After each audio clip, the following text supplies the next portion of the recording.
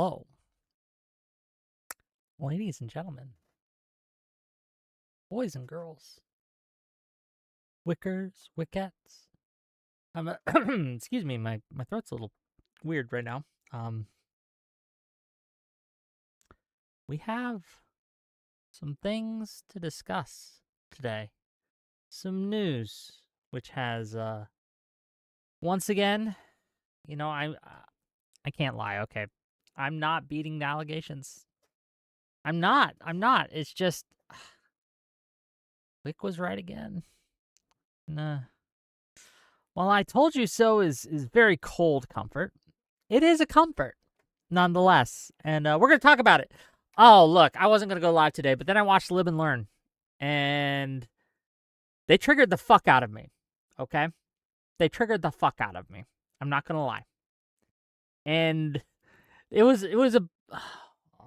I love them. I love them, I do. I love every single one of them. But it's very important that when you make a mistake, when you make a call based on incomplete information, the same incomplete information we all were working with, okay? And when your methodology leads you to analyzing, weighing, measuring that information, incomplete though it is, and coming to an erroneous conclusion, a wrong call, that you reflect, hey, what about my methodology when I analyze information leads me to making bad decisions, or incorrect decisions would be a better way of phrasing it. That's the way to do it, because no one's perfect, right? Everyone's going to get it wrong on occasion, right? Every single person, even me. And we're going to talk about the time I got it wrong and what I did change. But we're going to get into that. Right? But until and unless... Oh, sorry about that. Yeah, there we go. Sorry, just doing... Again, this is last minute, so I don't have all my ducks in a row, but we're getting a little... We're doing it live, gang. We're doing it live. When you get it wrong because your methodology is flawed, then you should update your methodology so you do not get it wrong in the future. And this is why predictions are something that are important to do. Even knowing that sometimes when you make a call, when you make a prediction, you are going to get it wrong. The reason it's good to go and do this publicly is so people can evaluate, hey, does this person's methodology of how they analyze and make judgments based on information lead to correct choices or incorrect choices on the mean, overall, right? You're never going to find someone with 100% accuracy, but you can find people who are more accurate and you can find people who are less accurate.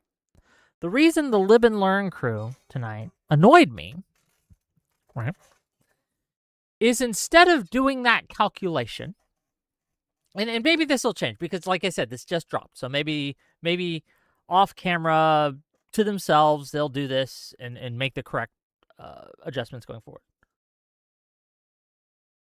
But what they were doing was excusing themselves, not looking as to why I got it wrong. They instead were basically saying, well, it's okay that we got it wrong, and we shouldn't feel bad that we got it wrong, and really, we didn't actually get it wrong, blah, blah, blah, blah, blah. Basically, instead of taking accountability for making a wrong call, and again, when I say take accountability, it's really, you don't really need a lot, right? Just like, oops, my bad, gang, we'll change in the future.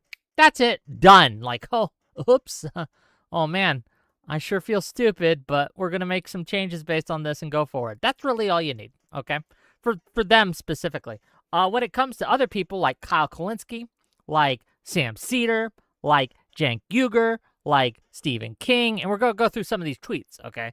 Did I say Kyle Kalinske already? Yeah. Emma Vigland, Mike from PA, Hassan. When it comes to those people, I have much harsher critiques, okay? They didn't just get it wrong. They pushed Platner on us all. They are part of what I think it's a fun term that I think someone online coined, but I'm going to borrow it. It's called the Platner Project, okay? Everyone who is responsible for the Platner Project, and by responsible I mean the enablers, the people who gave him softball interviews after it was clear that there were some fucking red flags that he probably should be pressed on, right? That he needed to have a little bit stricter scrutiny than we would give other people because of the allegations. Like the people who saw that and after that were like, we are going to run cover for this guy. We're going to give him the softest of soft interviews. We're going to blame the DNC for everything. We're going to blame all the accusations on AIPAC in Israel, right? Those motherfuckers are enablers and a problem. And we should absolutely look at their methodology and showcase how, and again, it's not just Platner. These people brought us Fetterman, right? These people brought us Chevalier, right? These people are bringing us horrific candidates. Horrific. This is just the latest, okay? But their way of politicking, their way of choosing candidates, what they're selecting for is not only deeply flawed, but it is incredibly destructive to our chances in November, right? And look, there is going to be, I'm not beating the smug allegations on this either. There's going to be some smugness from me because I just got to say, I called it correctly. I aced this quiz, gang. Like 100% on this test. I was calling him to drop out weeks ago, okay? We knew more shit was coming. I didn't know exactly what, but we had good information, enough information that I think that this was an obvious call, okay? We have several debates on my series, on my channel, I should say, about this topic and about this subject and about why I think that Platner was a terrible person and was going to hurt us come the election season, right? And it turns out all those politicians who sat there and put up like endorsement pictures with this guy where they're holding hands and like, oh, he's the best oyster farmer in Maine. Those people should take a hit in their credibility for endorsing this guy. Like the Democratic politicians who refuse to endorse directly, good on you. You made the right call. We're going to reward you for that, or we should reward you for that. Oh, man. And yeah, like, look, I want to be clear. These accusations aren't the only ones that are probably coming down the pipe, okay? These just happen to be super credible. So let's look, first of all, let's start there. Let's look at this Politico piece that dropped. It's not very long. We're going to go over it. There we are. Let me just, so you guys can read it so it fits in the screen. Like I said, this is kind of last minute. So we're doing it live, gang. So this dropped around 3 or so.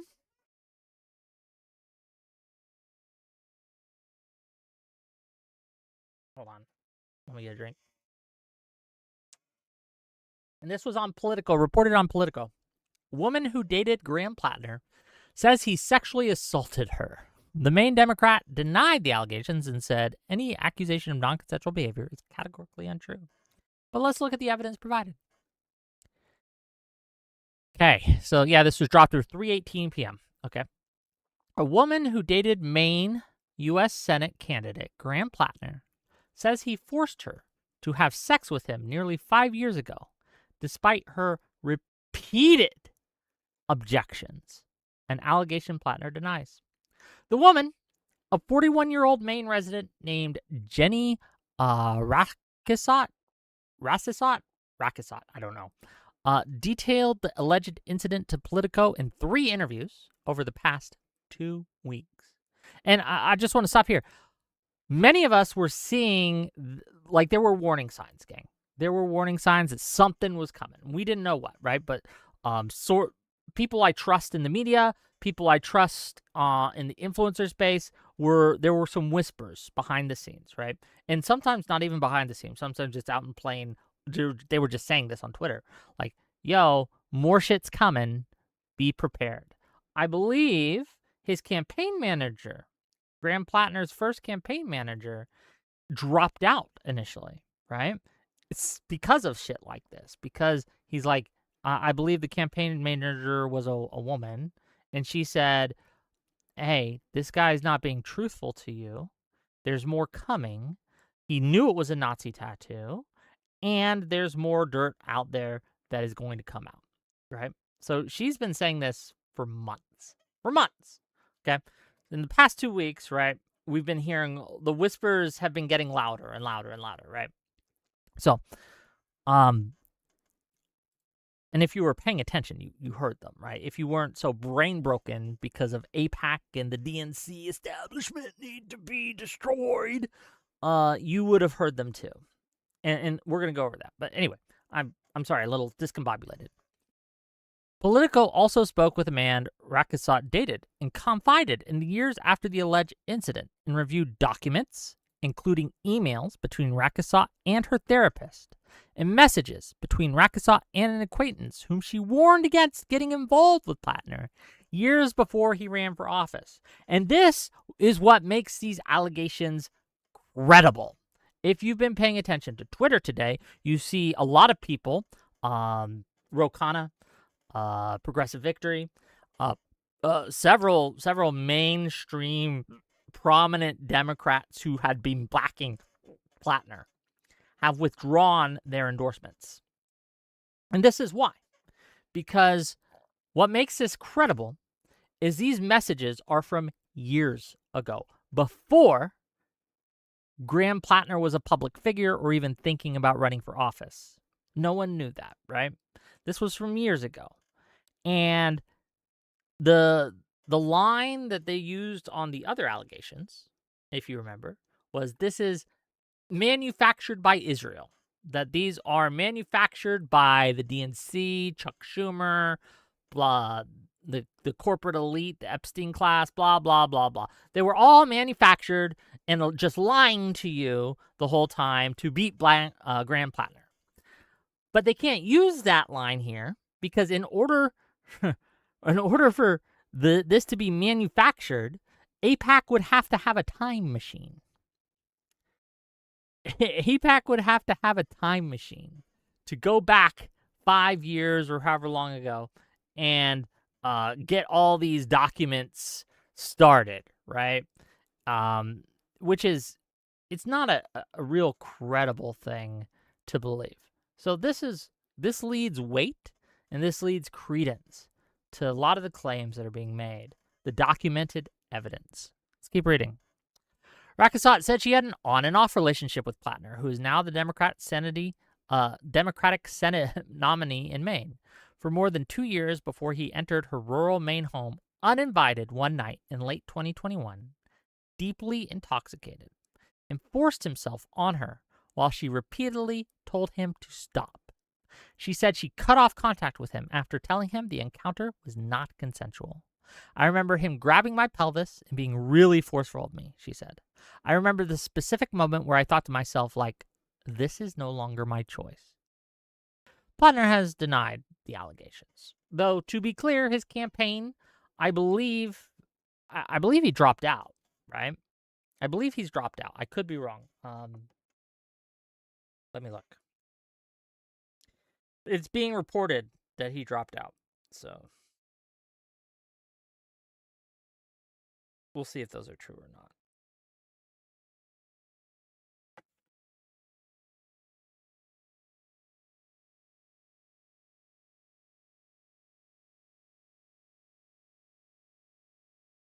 But yes, we have a situation where the first allegation made against this man that I think was credible was a Nazi tattoo. In an ideal world, that should have been the end of his campaign. Why wasn't it? when allegation after allegation after allegation of misconduct, of, in some cases, abuse, which the New York Times reported on a few weeks ago, when we had quotes from Platner that he joined the Marines in order to kill people and have an adventure, right? When we knew he had joined up after the war, or after his stint as a Marine, into a mercenary group to go back there, right? When we had all this information about Platner just there and coming out in drips and drabs, in some cases all at once. Why is it that so many people stood by this man? Why is it that so many people promoted this man? Why is it that so many people endorsed this man, not just when he won the primary, but before he ran the primary, right? What was their main reason for this? Why were they allowing themselves to ignore so many red flags, so many signs, so many bits of information that showcased, hey, this guy's kind of a piece of shit.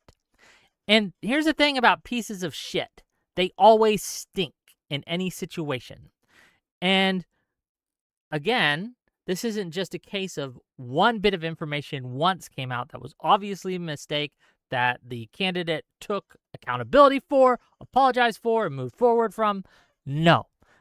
Throughout this whole process, Platner himself has continuously lied to the voters and to the people who were interviewing him about these situations.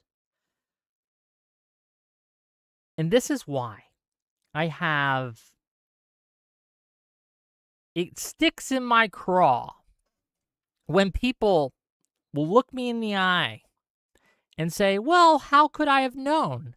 I was making the best judgment I could at the time. I was, just going based on the incomplete information, and I just made a judgment call, and oops, I was happened to be wrong. But, really in the end of the time, like outside of this specific circumstances, I would have been right if this hadn't come out after. It's because of the mountain of evidence that we had that this man was a liar and had behaved in shitty ways, abusive ways, horrific ways. And if you thought that was all, like, the only things that happened were what we specifically knew at the time, that's a crazy thing to think. That's unreasonable, an unreasonable conclusion to draw. So it sticks in my craw, right? No, you don't have to feel bad. Because I think Pisco was saying this on Live and Learn, that, should people feel bad for their endorsement? No, I'm not asking anyone to feel bad. Like, do I feel bad when I'm wrong? Sometimes. That's not the advocacy here. The advocacy is for us to change how we make these calls, we make these judgments. And it's very important that you stop listening to people who make these judgments and are consistently wrong. Unfortunately, a lot of people aren't going to take my advice tonight. They didn't take my advice when I told them Platner should drop out, and we should not spend our credibility to defend this man. We should not spend our credibility to advocate for voting for this man. We should not donate to him, Hutch. We should not. Sorry, bro. Look, I'm gonna have to call you out on that. Giving him $50 after you knew what kind of man he was, what are you doing? Do you think that that's going to help or hurt in the future any advocacy you might want to do? Do you think it's going to help you, or it's going to hurt you, or maybe it'll be neutral? It's going to be brought up, and it's going to be brought up a lot. And honestly, it's kind of fair for people to bring that up. Kind of is. It just is. So that's the danger. And when we had the 4 liberal horsemen debate, and I believe it was me, Bishop versus Hutch, and Destiny. Me and Bishop brought this point up. Okay?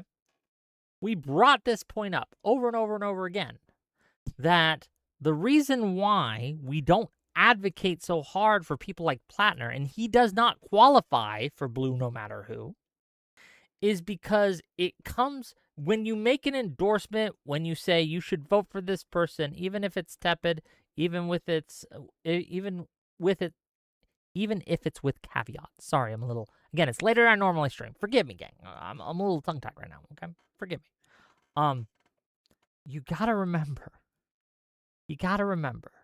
that you are putting your credibility into this person, right?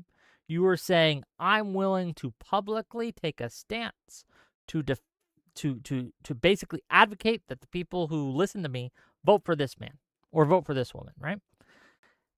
If you do this for someone who ends up being a rapist, it hurts your credibility, right?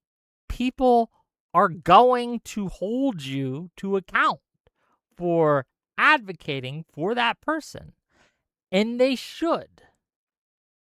Now, again, what should the accountability be for that, right? Again, if all you did was endorse even just tepidly or something, and oops, my bad, I'm going to reevaluate how I make these decisions in the future. That's literally it. That's it. And then I'm like, okay, base, let's move on. But when you double down, when you're like, well, actually, I made the correct call. I just, happened to be wrong, but it was actually correct. We were in such a critical moment in America's history that, I had to overlook all these red flags, because Republicans are just so much worse, right? And we had to overlook all these red flags. And, really, I'm a hero for making the call that I did. It falls flat. People smell the bullshit, and it doesn't work. It does not work. People trust you less, and they should.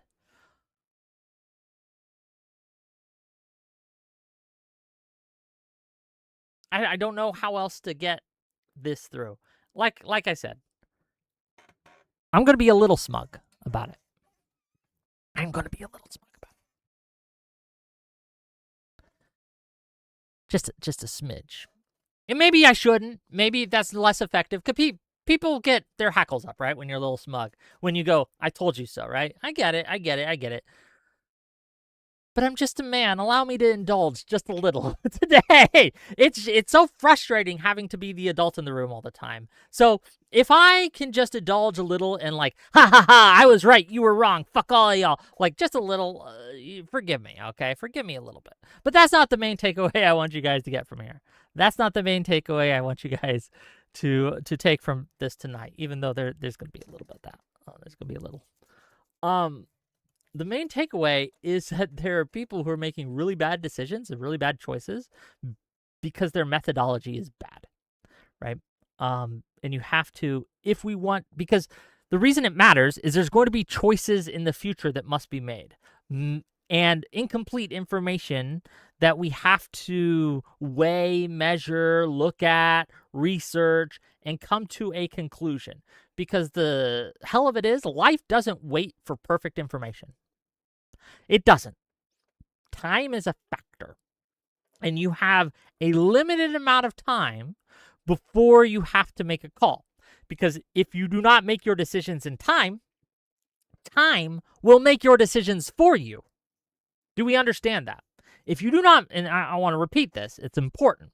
If you do not make your decisions in time, time will make your decisions for you. I believe that's a quote. I didn't just make that up. I forget who made the quote, but there you go. It's important. And it's true. It's just true. So we have to be able to make decisions based on incomplete information because we don't have time to wait for perfect information. And you're not always going to get it right. Okay? You're not always going to get it right. I'm going to get it wrong. I'm going to give you a time I got it wrong. It's less political and it's more like an interpersonal thing, but it's still the same metrics apply. The same reasoning applies. When I was first starting my YouTube career, okay? I'm talking baby wick. 5, 10 viewers max. I remember the first year I'm streaming, and I had a 20 viewer stream. And I was like, wow, 20 whole viewers. This is amazing. I've made it. This is great. I remember it was a good feeling. And I was like, you know what? I need to start building for the future. Okay. 20 is just the tip of the iceberg. Wick's going to go all the way. I was correct in that. That's not where I was wrong. But I had people around me that I decided to trust with control of moderation, control of my spaces, control of my content to an extent where I would put people in positions of power in my space, or I trusted their judgment about people in my space. And I, through sad experience, learned that these people were pieces of shit. My methodology that I was using to make judgments about the people around me turned out to be entirely wrong. It was faulty. It was messed up. Okay? And I had to make, and it was painful, but I had to make I had to take a good long look at the way I was making these choices, at the way I was deciding to trust someone, the way that I was looking at someone's character and evaluating that character and coming to a judgment on whether I should trust them or not was just wrong. I was a fool, and I felt foolish, right? I felt like I was like a sucker in a real way, okay? But it was very important, regardless of if I felt like a sucker or not, that I make the changes needed, and I didn't get stuck in this, well, it really wasn't my fault. They betrayed me, and I was just innocent in all wrongdoing here, and they were just they fooled me, and there's no lessons I could learn from this. We're just gonna move forward the way we've always been moving forward, blah blah blah. And the reason why it was important that I ignore that instinct is because that instinct would just have led me to continually being betrayed over and over and over. And look, I'm not perfect, and I still repeated a few mistakes now and then, but it's been better. It's been better. Not perfect. We can point to maybe some real recent examples of people I had in my space that I probably should have read them a little bit better, okay? Probably should have been a little more suspicious when they started to spread some rumors and say a few things, and just a little more incredulous of some of the claims that they were making. I think we all know who we're talking about. Okay. A side note, that guy wrote like fanfic about me that was like fucking multi-paragraphs, huge stream of consciousness shit. It was crazy. The dude acts, look, I know this is a distraction, but the dude acts like a jilted, less unhinged than this guy. It's almost painful to watch him flail like this. It's crazy. Neither here nor there. Neither here nor there. The reason I bring that up is to showcase it. The way I was making decisions on who to trust, whose input to value was flawed.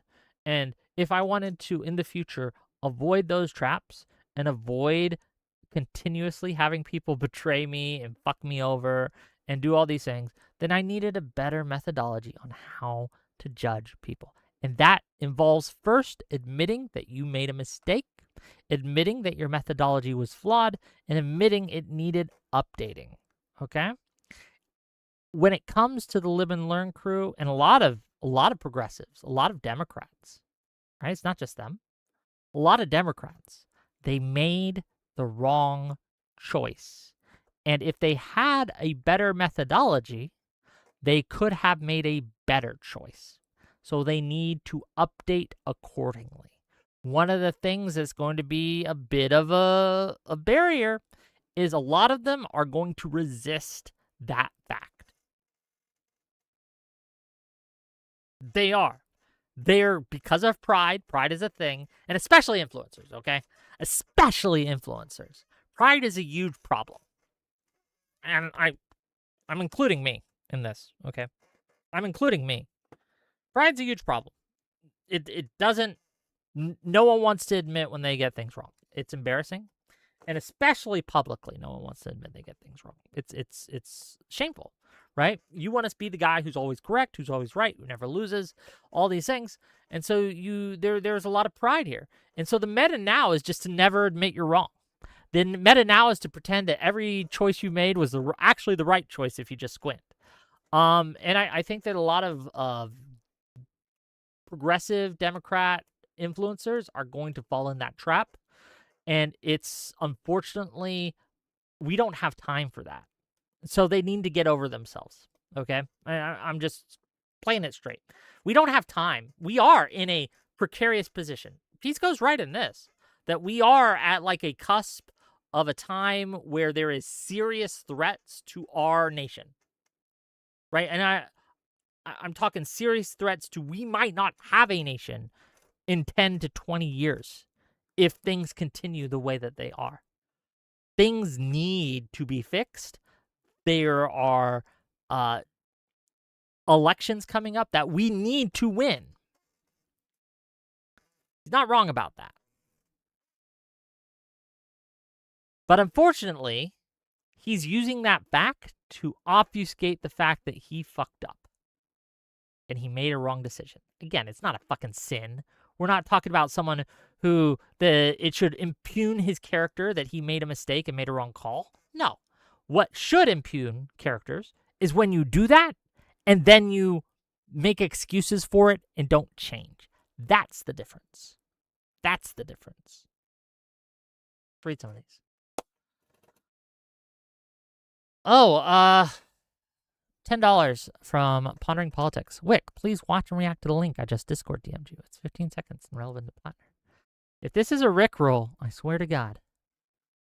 I swear to God. Okay. Give me a second.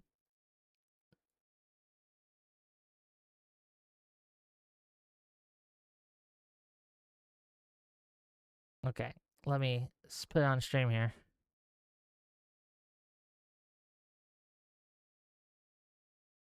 Let's listen to what Kevin McCarthy on the Platner allegations. Let's listen.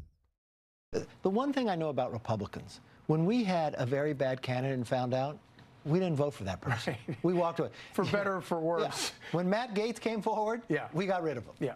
Kevin McCarthy, as always, great to see you. Thank you. Great to see you. Josiah with the quote tweet. Judge clarifies, yes, Trump was found to have raped E. Jean Carroll. You're correct, Josiah. The Republicans are worse. The Republicans are making excuses for their bad decisions. They are obfuscating for their not, I wouldn't even call it like misjudgments, that they just do not care, right? They're selecting for things other than character in where they go with their politicians. Do you think that this makes the Platner stuff better?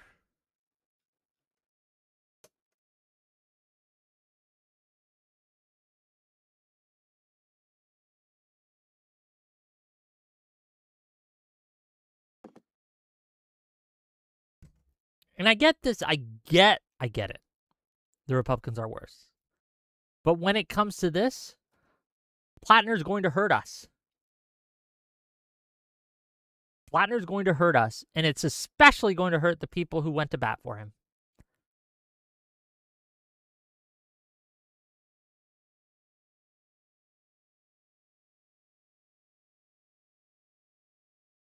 And the worst of all are the people who are still going to bat for him.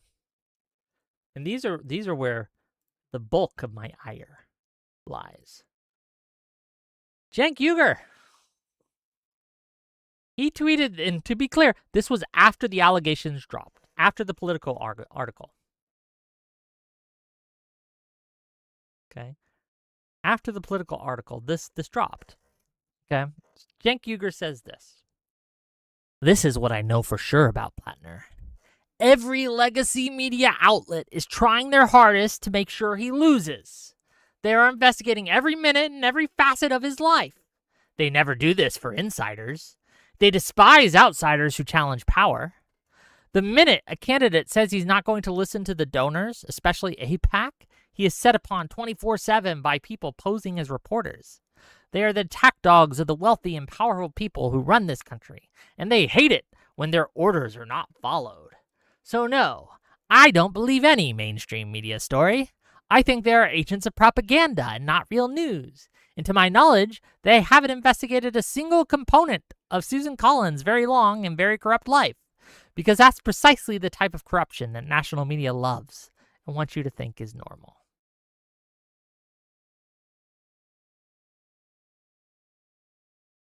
Do you think this is the correct response? Gang. As much as you may hate Collins, I'm pretty sure Collins never raped a woman. I don't know for sure. I don't. But I'm calling it now. I'm pretty sure she never raped a woman. I can't say the same thing for Platner. And the fact that we elected that guy, or not we, I should say the main Democrats elected that guy as their nominee, is a stain on us. Yes, the Republicans have worse stains. We can all point to them. But that doesn't make our stain go away. That doesn't mean we should ignore our stain. That doesn't mean we shouldn't try to correct our stain. One bit of hope I will give you all is that when the allegation dropped, 99% of Democrats that had endorsed Platner, and I'm making that number up, but most of them, all except for like 2, they withdrew their endorsement. They are currently calling on him to drop out of the race. Right? That's good that we're doing that. The best time for us to have done that was when the Nazi tattoo allegations dropped. The second best time for us to do that is now. So I'm glad we're choosing the second best time. And that's a little bit of hopium for you right there. Lawson Harrison for $5 says, have you looked into the people that vetted Platner? She's right, has. And it's called the Fight Committee or the Fight Advocacy Program. I forget the exact. She has a whole document. I should bring it up. She should be calling in soon. She said she would. And she can go through it. But yeah, it's a group that has had several misses, high-profile misses when it comes to vetting. These people shouldn't work in our campaigns anymore. We shouldn't be giving these people credibility when they say they vetted someone. We should stop doing that. That is one of the changes I'm calling for tonight, right? What is your call to action, Wick? What are you asking us to do? Update your methodology if you got this one wrong. That's number 1. And 2, the people who were in charge and responsible for vetting this man needs to be fired. If they're working on a campaign, they shouldn't be anymore. Anyone who is relying on their vetting information, the people who they vetted need to be re-vetted by a credible group, right? $5 from Super Duper Scared. Super Duper SC? I don't know. Says, you're a good man, Wick. I see you standing up against anti-Semitism, regardless of where it comes from. I want to thank you for that. Well, thank you for the $5. I do appreciate that. Single player Carl, $2. Was it over 500 words to 2 pages? A book, even, Wick. Or it was over 500 words and 2 pages. A book, even, Wick. Huh, thank you for your $2. And then finally, the $5 from Lawson Harrison. I appreciate you, buddy. So yes, they're the people who are responsible for vetting that absolutely need to be fired, and we need to stop listening to them. I think that those 2 specifically are an issue. Oh, hello. Hello. Give me 1 second. I gotta change the thing. Okay, can you hear me? Are you here? Yes, hi. My power went out from a thunderstorm, so I'm on my phone in the dark. Well, thanks for calling in, even in the storm, in the dark. We talked a little bit on your show actually about this. Could you explain to my audience, um, who is the group that vetted this guy, and why are they repeat offenders? Yes, okay. So Graham Platner specifically was found by a couple named Daniel Moraff, who seems to be like mostly in charge, and his fiance, Leanne Fan. Um, Daniel Moraff has a reputation of being fast and impatient and corner cutting and aggressive on campaigns, especially when it comes to opposition research. So opposition research, according to articles by the Wall Street Journal, typically costs around $20,000, which is a lot of money. But instead, after their first pick for Maine, apparently had skeletons in the closet, some union guy, they found Graham Platner and tried to rush him through. And then they paid a otherwise, like typically, I guess, fine enough firm called Northside Research only $6,250, which is like maybe 25 to 30% of $20,000 And for didn't like they give him like only 3 days to do the research as well? yeah for a minimum of 3 days, which turned up apparently some of the Reddit stuff, not all of the Reddit stuff, and they didn't even know about the tattoo. That is, I would consider gross negligence, right? I think that Oh yeah. not doing your due diligence in a Senate race is enough to be a problem. Now you say that they've had a pattern of this behavior. What other candidates have they put forward that have been a problem? So I can't look too much right now because all in the document I sent you and has a couple really long articles from the Wall Street Journal, and one of them has his history, Daniel Moraff's history, like deep in it. But one of the candidates, he's run for like a lot of candidates, some of them fine, but he always cuts corners, especially around Oppo research. So in the past, he's missed one candidate who had ties to an anti-gay church, and another candidate who beat her son when he was a kid with a belt. Like, this is a guy who just as like a principle, as a matter of principle, as a matter of values, he cuts corners on opposition research, and he ends up like running campaigns for bad people just because he doesn't seem to care about this, which is awful. Well, that's a problem, I think, right? There are, and I think Yeah. that not just for them, but there are a lot of people in the party who just, they are so willing, and I think we talked about this early on your show. They're so willing to overlook things because they hate the establishment, they hate AIPAC, they hate Israel, they hate all these things, and so the care that people would have about bad behavior, they don't seem to anymore, or at least they have a pattern of not taking it very seriously, as this gentleman has. That's going to lead us to situations where we are nominating a rapist. Oh yeah, yeah, yeah, and it's just bad. It's cutting corners on things that should matter, like issues of character and like, do you actually respect minorities? Do in fact need to matter, and can't just be secondary to do you say establishment bad? Or we need to beat Trump, gang. That's why we need to allow these people a place as our representatives. I don't think we do, and I think that doing so makes it harder. Like, do you guys think, and this is to everyone, not just you, Miss Yeah. not Platner, Miss She's Right.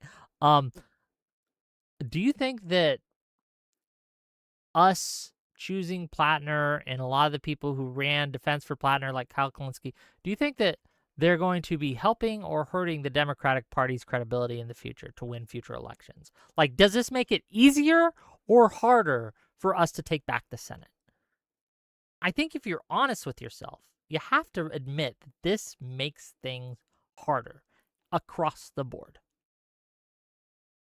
Yeah, because even if they do manage to win the elections, it still makes it harder for us and makes our own candidates a liability to our party.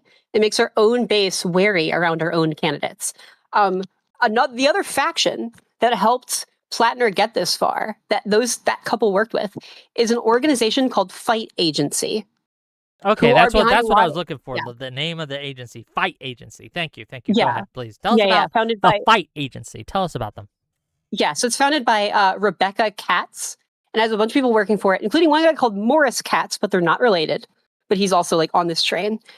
Fight Agency is responsible for Bernie Sanders, which I believe helped create kind of a wedge in the Democratic Party which is fair in a primary, but they have not done their part to help resolve. They are also responsible for giving us John Fetterman and now Graham Platner. Now, in that primary, I fell for it. I lived in Pennsylvania. I thought John Fetterman sounded good from what I heard. But before he was elected, there was a case like that. A lot of Black American voters will tell you it was like a red flag for Fetterman way before the rest of us figured this out.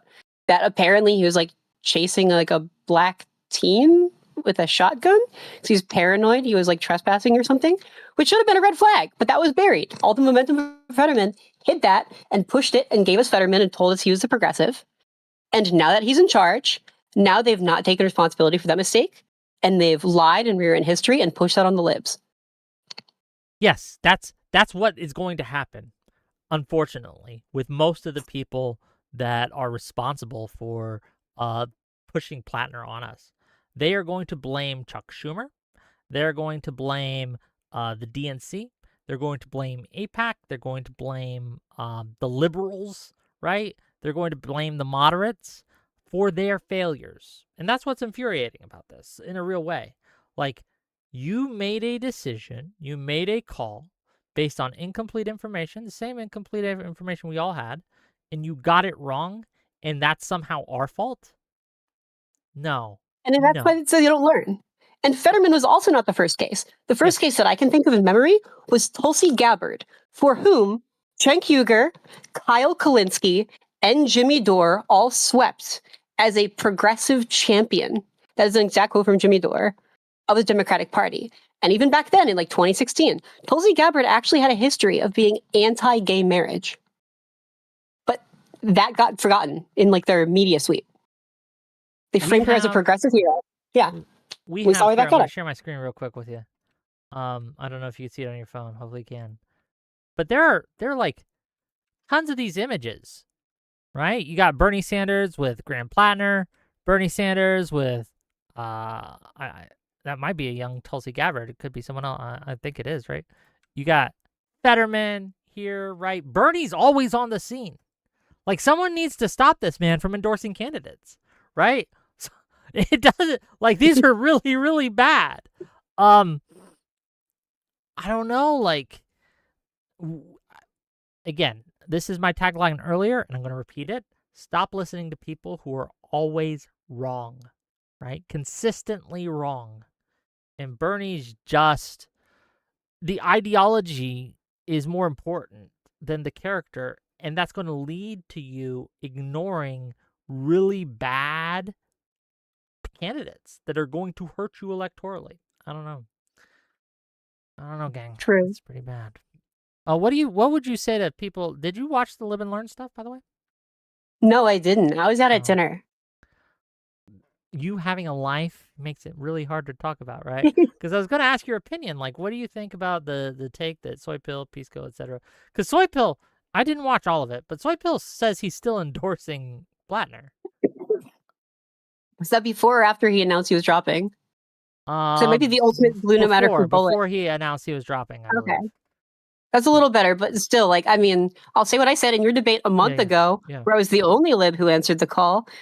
Blue no matter who actually does in fact require two things. One, you're actually blue and hold up egalitarian values, which I think sexual assault does not. And no matter who means you got to be able to actually win, which according to polls, there's no shot in hell, which is why he's now dropped. So I think he's 0 for 2 on that. And I think endorsing that isn't seriously blue no matter who. You know what? I agree. And that's the thing. The This is the ask that people are making, right, when they say that. When you have real big issues with someone's character and they're running as a Democrat and you're not sure if you want to vote for them, right? A lot of people are asking you, hey, ignore the issues you have with them because we got to get them across the finish line. They have to win. So they're basically offering an exchange. You are going to ignore and set aside some of your issues, and in exchange, you will get a Senate seat. With Platner, and this is the corruption of this deal, right? Of this calculus of this exchange that a lot of the people on the far left are doing. They are using this calculus, but they forget that the exchange is you got to win. And they aren't winning. They're losing. Again, Platner is a perfect example of this. People who supported him, who deep-throated this man, right? Who were running cover and excuses, they lost their credibility for nothing. They don't get Platner in a Senate seat anymore. They don't get anything out of this. The only thing they get is shame and a loss of credibility. And some of them might not even feel shame, right? This needs to stop happening. This isn't a case where, oh, who could have seen this coming? For Christ's sake, he had a Nazi tattoo. We all saw this fucking coming. AKA Batozai, thank you for the 5 gift TV memberships. I don't know. I'm just frustrated right now. The way out is genuinely trust Black women. Shut up and listen to Black women more. It's hard to find, especially in the YouTube space. Other social media apps are not as like with an old-timey biased kind of algorithm. But genuinely, there's something I call like the Bernie Gambit that's been tried now for a decade, which is this belief we can give up social diversity in exchange for trying to cater to like the white working man, which means honestly a lot of this condescending, here's a piece of shit guy we found, go vote for that guy. But it doesn't really end up working. In the polls, Platner is actually trailing with like white, not educated men. Meanwhile, when you have like a dirtbag candidate and you lean into that, you have like actual minorities end up uncomfortable and staying home. He's not leading with women as much as he should. And he's only leading with women slightly because of the broader ideological thing. Like Black voters, Jewish voters, LGBT voters end up freaked out and staying home. We're also seeing this a bit in Texas with Talarico. This like, let's just run a white man. But it's shown this on both sides. This is like really centrist moderates don't like this and really far leftists don't like this. If you want to like carve out a lane, you have to do it first and do it best. If you want to even like third way and groups like that will say like, oh, we should like move right on immigration. You can, but if you're waiting until the far right candidate has an extreme take on immigration and then you chase after, their voters, if they actually cared about conservative stances on immigration, are not going to come over to you. If you're trying to cater to bigots and you're doing it like second best, chasing Republicans, they're not going to come over to you. Those groups are not seen as plastic as like the Bernie Gambit hopes they'd be. They still end up voting conservative, but you do end up freaking out actual minorities. Like we gotta, we have to be the diverse coalition. That is what it is. And when we sell that out, we don't gain enough back, let alone more. Yeah, here's a question for you. Okay, he's dropping out. Now what? Right? Now what? I think it's too late to have a primary because I think the deadline for putting someone on the ballot is the 13th, I believe. So who should be deciding who's on the ticket? Like, how do we resolve this? I don't actually know. I think the Democratic Party has to appoint someone. And there's a few names floating around. There's one I've seen that I actually like, and it is polling well. And it's one that I think resolves this. So like the problem is you can either have just the establishment appoint their guy, but then all the people who did come out and vote for Platner and were passionate about that idea will feel left out and bummed out and stay home. If they just appoint someone like, random, kind of like Platner, all the establishment people will stay freaked out and stay home. So you need someone who seems safe to the more establishment and moderate liberals and centrists and independents. And you also need someone who can keep the Platner tent. There is one name I've seen that does seem to check all these boxes and have all the good of Platner and none of the downsides. And he does not have much social media, but we need to beg him to get in the race to at least move this conversation onto a positive, constructive talk for placement. That name is Troy Jackson. I've never heard this name. Tell me about Troy Jackson. Who's this guy? So Troy Jackson, we'll start with like the similarities to Platner, right? Okay, blue collar, Maine local pride industry, whereas Platner was like an oyster farmer. Troy Jackson was a logger. And for realsies, not like like he came back from the war and then like had like a rich, inn to get an oyster farm. Yeah. Troy Jackson was actually a logger, and he made his name in politics by helping like stand up for and with the loggers of Maine when they felt under threat that their local Maine logger jobs were going to be exported to Canada. So he gained that street cred like immediately. This was like in 2002. He had like before 2002, he was a Republican, right? So the similar thing to Platner too, that relatable, authentic leftward shift. Okay, From like that 2002 that to does give me a red yeah. flag though, right? Like that he That in feels like a red flag. 2022 was a red No, flag. in 2002. Sorry, Oh, in 2002. 2002. Right? Yeah. Never So it's mind. going to be Okay. yeah. I thought you yeah. said 2022, and I was like, wait a sorry about that, second, yeah. right? And, yeah. In every way that's going to sound like it matters, you're going to see a similarity to Platner, but then it's going to diffuse that red flag, right? So, he used to be Republican a while ago, right? Yeah, now 2002. he said I don't care, right? Like yeah, exactly, right? Yeah. So he had a similar shift, but it was a long time ago, and to the point that no one really cares. It doesn't feel relevant. And he said this was because of his like Catholic upbringing, whatever. So he used to be anti-abortion, anti-LGBTQ, right? From 2002 to 2004, he like was in the Maine State Congress as like an independent. Okay. So we're seeing that shift. Then from 2004 onward, he was a Democrat, and he has been ever since. And he was in the Maine State Congress, like House of Representatives, and then he switched to the Maine State Senate. Okay. So that whole time, he's been actually proving himself as having a leftward political shift.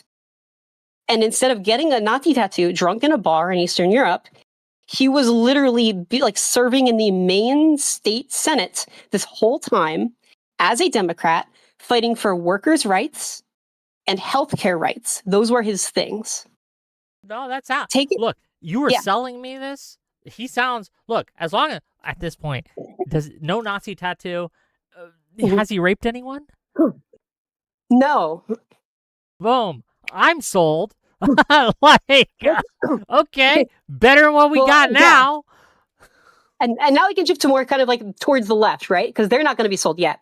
Now, he was in the Maryland State Senate up through 2024, during which time he said it to be majority leader, and then minority leader, and Democrats lost, but he's still in charge, and then state Senate president, right? Which means he's not just one of those Justice Dumbs who will like get on a soapbox and say a lot, but not do anything. He was actually like building meaningful power and able to work with people. That's the only way you could get to be like state Senate president, right? And enough terms, if there's any dirt on him, would have come out.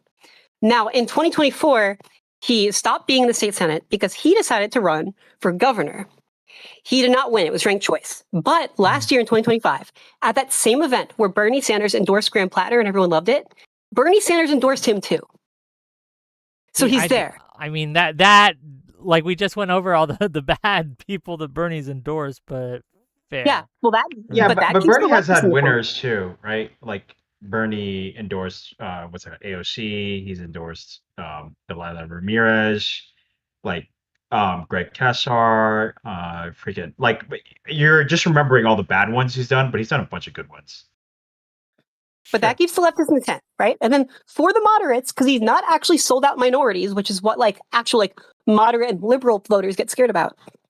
Up to this point, while Graham Platner has now alienated lots of minorities, this guy was also endorsed, and this gives him even a bigger W over Janet Mills by, I forget the name, like an actual like native indigenous tribe in Maine. Okay. And he's like a proven now supporter of LGBT rights. So that gives I'm him with like, Troy Jackson. I'm on board with Troy Jackson or the other Niv Shah, whatever the other guy. Here's got my second concern. most votes. Here's my concern with Troy Jackson, because I've been looking it up as we talked. The same people who were pushing Platner now seem to be pushing this guy, and I mean, he got votes in the main governor's race. I understand, but that concerns me, right? You understand why it concerns me, I hope? Yeah. It's not a deal breaker yet, right? Because again, this is just a cursory Google, okay? So I don't know. Okay, what's the problem then? When you have people who said that Platner's okay and a great guy, and we should go with Platner, and then it turns out Platner raped a woman, and they're like, well, we got this other guy. I'm like, maybe we should look for other people to promote someone than the people who just tried to give us the So rapist. Right? there's a That's just difference. like that's just my instinct, I guess. I get that, but here's the difference, right? This is a case, like with many other cases, of leftists after the fact if someone succeeds, kind of like Menominee, like trying to cling on to him and take credit for him. Sure. This is a guy who's not getting his boost and his credit from those people who don't do vetting. This is a guy who's built his credit over 20 years through several election cycles where dirt would have come out by being a proven effective liberal able to work with and unify and lead the main Democratic Party. Yeah, Now there's they're trying also to take another credit from and factor hop on the team. is that like the quote unquote whatever center left establishment people, like they have low credibility on this because they backed Cuomo twice, right? So like if they try to step in and put in like Janet Mills, like you're just ruining. No, sure. Anyone who Yeah. was promoting Cuomo for over Mamdani, right? Yeah, You but should that's what a lot of people probably are doing, side-eye them and too. No, yeah, that would but be those are what yeah. the moderates are doing on X, right? Like the Matt Bennett's from Third Way and the freaking what's it called, Neurotandins that I've seen. Like I don't like these people because I think What are our like other they're the same ones options? that back Yeah. Swalwell.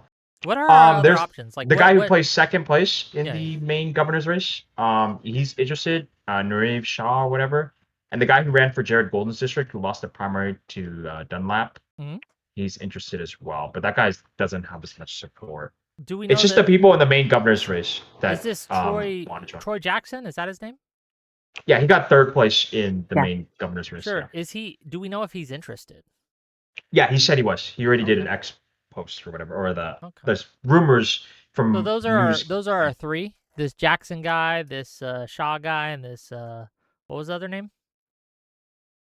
The guy who was in the main second congressional race. I forget his exact name. I think it was Jordan Wood. Jordan something. Jordan Oh, Wood? Jordan Wood's interested? Jordan Wood was the Yeah. VP of Overturned Citizens United. He like worked under Katie Porter. I like him. I voted. I supported him on social media in this main Senate race early on, but then Janet Wood entered and he dropped out and he switched to a Congress race. I don't know how that's going. He might have dropped out.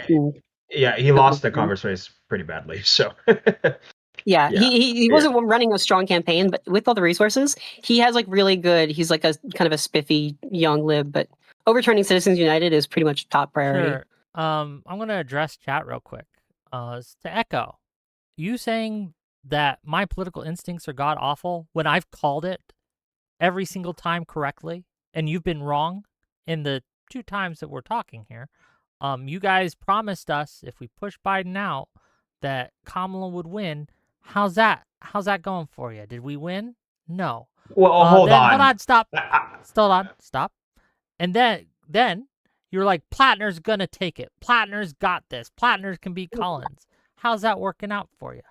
Okay, now you can go, Kingfish. Yeah, I agree with you that they shouldn't be doing the bragging and all that. But then, if Biden was on the ticket, we would have lost like a bunch of Senate. I don't seats. believe that.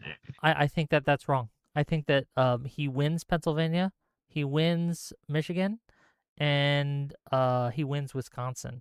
I think that a lot of people stayed home in Pennsylvania because they felt betrayed when the podcaster class pushed Biden aside. It wasn't the podcaster hold on, class. can I finish? A lot of people looked at that as a betrayal because a lot of people voted for the guy in the primary, right? That's the guy they wanted to win. They voted for Biden. He didn't run unopposed. There were other candidates that we could have chose, but we went to the polls. We cast our vote. The deal that was promised us is we have to do this because if we don't, we'll lose. So several people swallowed their pride a little bit and said, okay, we don't like it, but we'll go along because you're promising us victory. It didn't give us victory, so now we have people who feel betrayed, who feel like that their vote was cast aside, and that's going to be a problem for us for years, right? No, it wasn't the election cycle podcast. after election cycle, and we got nothing. It was Pelosi and House members and Senate members who pushed him out. The party pushed him out. All of those fuckers, every single one. Yeah, but that's because they had internal polling that showed they were going to lose their races. I think they were wrong. I think that they were wrong. They have internal polling that they haven't shown us, right? But like I've talked to the people at least in Pennsylvania, right? And not all of them, of course, but I know people who would have gone to the polls for Biden who did not go for Kamala. because of that issue. And I don't know. Like I said, anyone who is like saying, well, Biden has to drop out, Kamala's going to win. I don't know. When people get things wrong, their credibility goes down a little bit. Like there's a few people who like, look, we all get some things wrong. I've gotten things wrong before. But like when you have a pattern of this, when do we how many wrong guesses or wrong predictions do people need to make before you're like, okay, I'm just not going to listen to you anymore? Okay. I don't know about your anecdotal evidence from Pennsylvania, but and I'm not trying to downplay no, it. look, I can't. This isn't something I can't prove to you, obviously, because we don't live in the world where Biden stayed in. It could be that you're exactly right, and he would have lost by more. But I'm saying that the damage isn't just electoral that happened. The damage was in the trust of the people who were saying, "Hey, my vote matters. We don't like that Trump tried to throw out our votes at January 6th. Why are you throwing out our primary votes?" And there's a lot of but there's people who also that's gonna I be think a there was huge just issue. more people who thought that the party or the people like were protecting Biden and lied to them about his like mental acuity or whatever the hell was that narrative. And when he like blew up on the debate stage, and even his latest speech that he did was just really awful. I don't know if you saw it.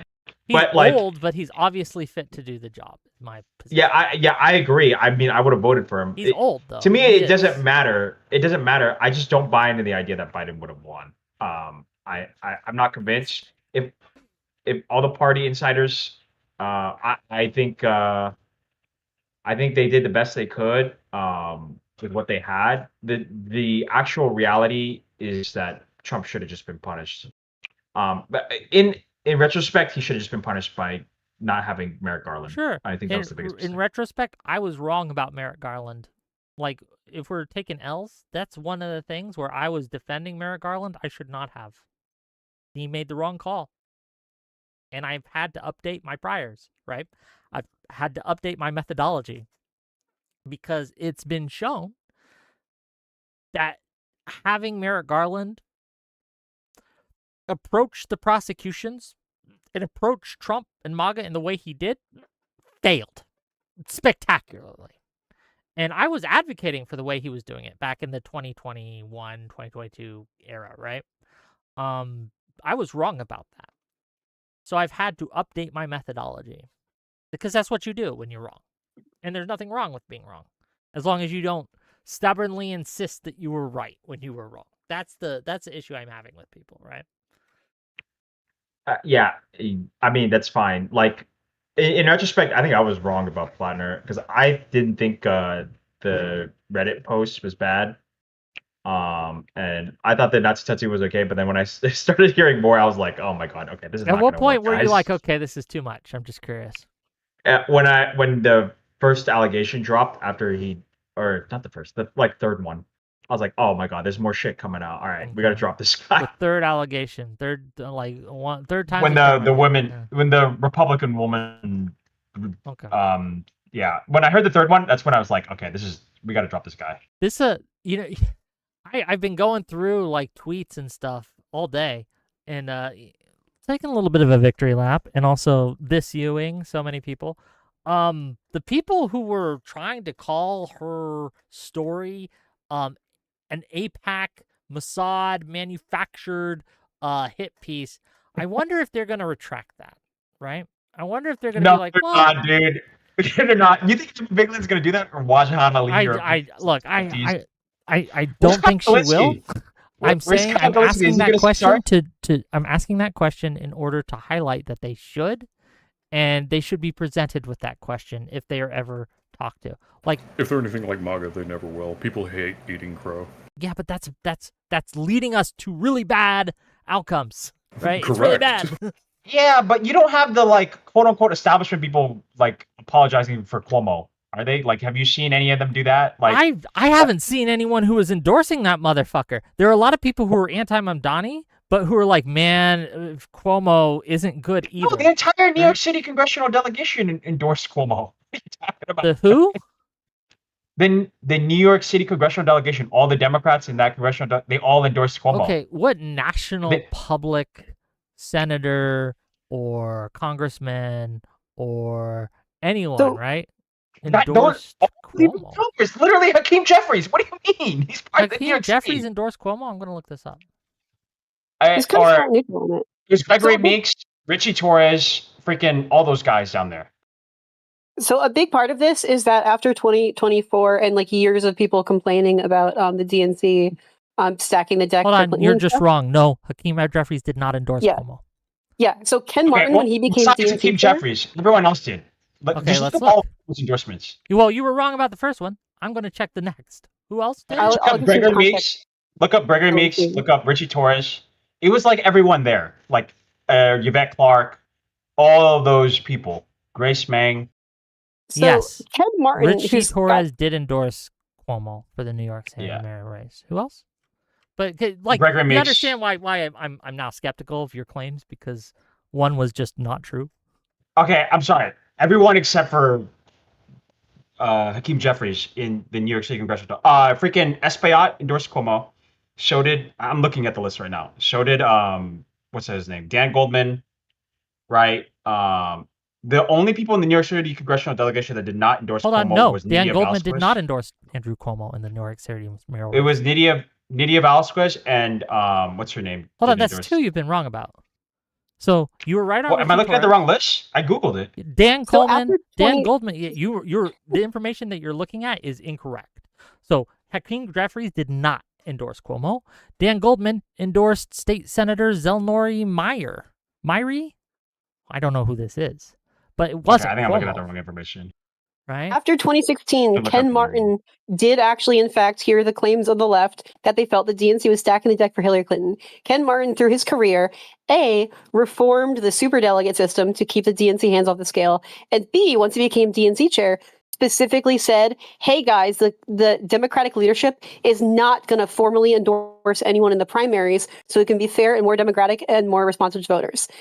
So this seemed to be, intended to be a good thing to assuage the concerns of the far left, especially through the 2024 cycle. But then when it came to like Mamdani's race, for example, those same people, instead of giving him credit, kept dunking on the Democratic leadership for not then in the primary endorsing Mamdani. So he's kind of screwed either way. And then the Pod Save America guys dunked on Ken Martin for daring to like fund underfunded Democratic parties in red states. Okay, sorry. It was Tom Suozzi and Laura Gillen. Those are the two. I looked at the wrong information. But that's besides the point. No, it's not beside the point. No, it's not beside the point. You just gave me a list of names, half of which were wrong. And then you were like, I googled it and it gave me the wrong information. And you hold on, stop. You smugly came in, and I get being smug. I'm smug too, right? But if you're gonna be smug, you better be fucking right.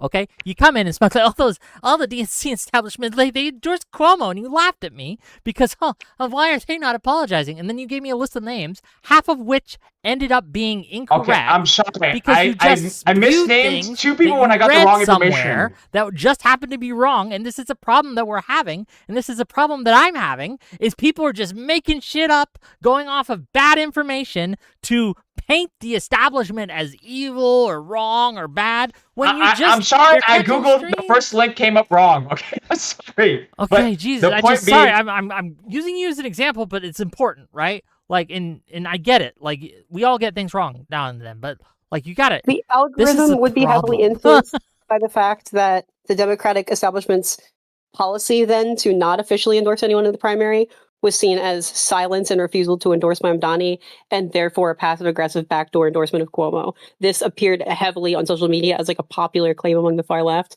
such that I could totally see it influencing like default Google search results and general assumptions. Yeah, that does make sense. Which is the larger problem that we're having, is that you have these people that are creating false narratives that are pushing it to the algorithm so it gets picked up by things like Grok, things like AI, LLMs, things like Google and things like that, and it's wrong. It's just wrong. And they're doing it because it works. Okay, you understand. It doesn't matter. The majority of people in the quote-unquote Democratic establishment. I'm sorry, I missed two names that were wrong. You gave the me majority 4. of them. You missed half of them. I didn't miss half of it. You gave me one group, which I haven't looked up yet. I'm just going to assume it. I don't know why I'm assuming, because you gave me... Okay. Okay, either way, you got like you I didn't name a said lot Laura of Gillen, people, and 2 of them Tom were Swazi. wrong.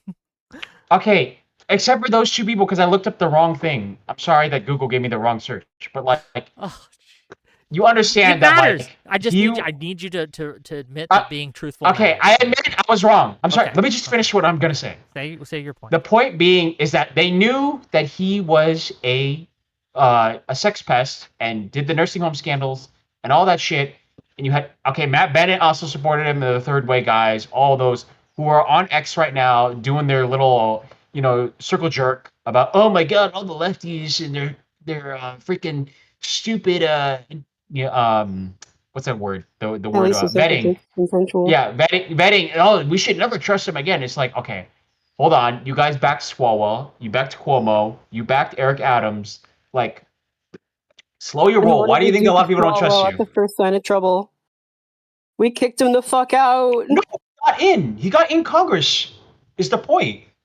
No, What do you mean? when the things when first of all, the claims against Swalwell were when he was in office with his staffers, right? And then as soon as it came to light, we kicked him Yeah, the fuck but out, and he dropped out of the race. What no, did but people Platner knew do? about He it. stayed in for months. No, but people knew about the claims behind the scenes. Did you read the stuff about Swalwell? They actually knew about it internally, I but have they to they check hid this it. now. I don't Yeah. know. I don't know the Swallow Okay, situation. go I look it could be up. wrong. Go look it up. I Sure. do. I have to look it up now. If Right? anyone hit it, fuck him. What's Cenk Uygur doing right now, like this evening, after I'm he's not talking even about Jake dropped out? Huger. I'm not talking about. I'm talking about the overarching Okay, like narrative of like well, why people don't like the quote unquote establishment. They don't trust them. It's Because like I they're know, but I'm getting saying that fed narrative needs to be well, from what I learned contextualized. tonight, they're getting fed false information that makes it look like they're doing things that they aren't doing. That's the takeaway that I'm taking away from this conversation. Well, actually, regarding Thomas Swalwell, Go like, ahead. who exactly exposed that from the internal talks? I don't know. I have no idea. I don't know. it was Eric Swalwell. Okay, I'm sorry.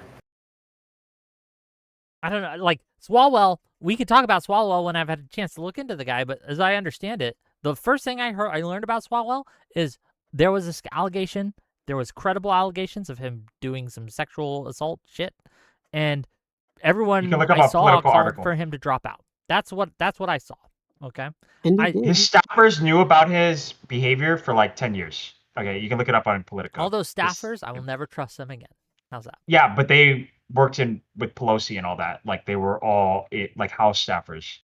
So I mean, you can look it up. It's a Politico article under California. I can put it in the chat. Yeah, just just DM it to me or something, right? But I think there's look. I actually thank you for coming on because this is a perfect demonstration of what I'm talking about. People will shit on the DNC for things that they didn't actually do, and that is a problem. I'm not shitting on the DNC. I'm shitting on the idea of how a lot of the people, like the organizations around it, are doing the like circle jerk right now on X, like the New Attendants, when they backed Cuomo and Swalwell and Eric Adams. Sure, anyone who's backed That's not the DNC. Yeah, anyone who's backed backed Adams or backed Cuomo, fair play. But like a lot of the names you named just didn't. I gotta use the restroom real quick. Do you guys have cameras tonight? I know you're on your phone. She's right. My power is out. If I turn on my phone camera, it'd still be dark. I get you. No problem. But for now, you're right. You're in charge. You guys keep talking, fill the airways. But I gotta use the restroom real quick. I'll be right back. I can speak. I came in to go in on Kingfish. All right, I think Kingfish is a huge example of the problem that is infecting our party. It's not just Kingfish that you were wrong. It's that you believed all these things before you joined this call. You believed them probably for months. You've never looked into any of it. What? Until you're on the call I'm right literally now. right. What? Okay. I'm literally No, correct. I've heard you say didn't multiple remember. things are wrong. You believe these things in the past. Then the comparison to Swalwell is dumb. You're talking about what the staffers knew. You knew all this other shit about Platner the whole time, like all the other shit. What right? shit? Like you knew about the Nazi tattoo. You knew about the domestic violence accusations against the other woman. You knew all of this. Did you read the You Politico have article? that responsibility. Yes, I did. But Oh, you knew Changing all the is other stuff still about him. defending Like Platner's this is first your article responsibility. yesterday. The fact that you I'm were not defending him this whole defending. I'm time. not defending. The I'm not rape. defending Platner.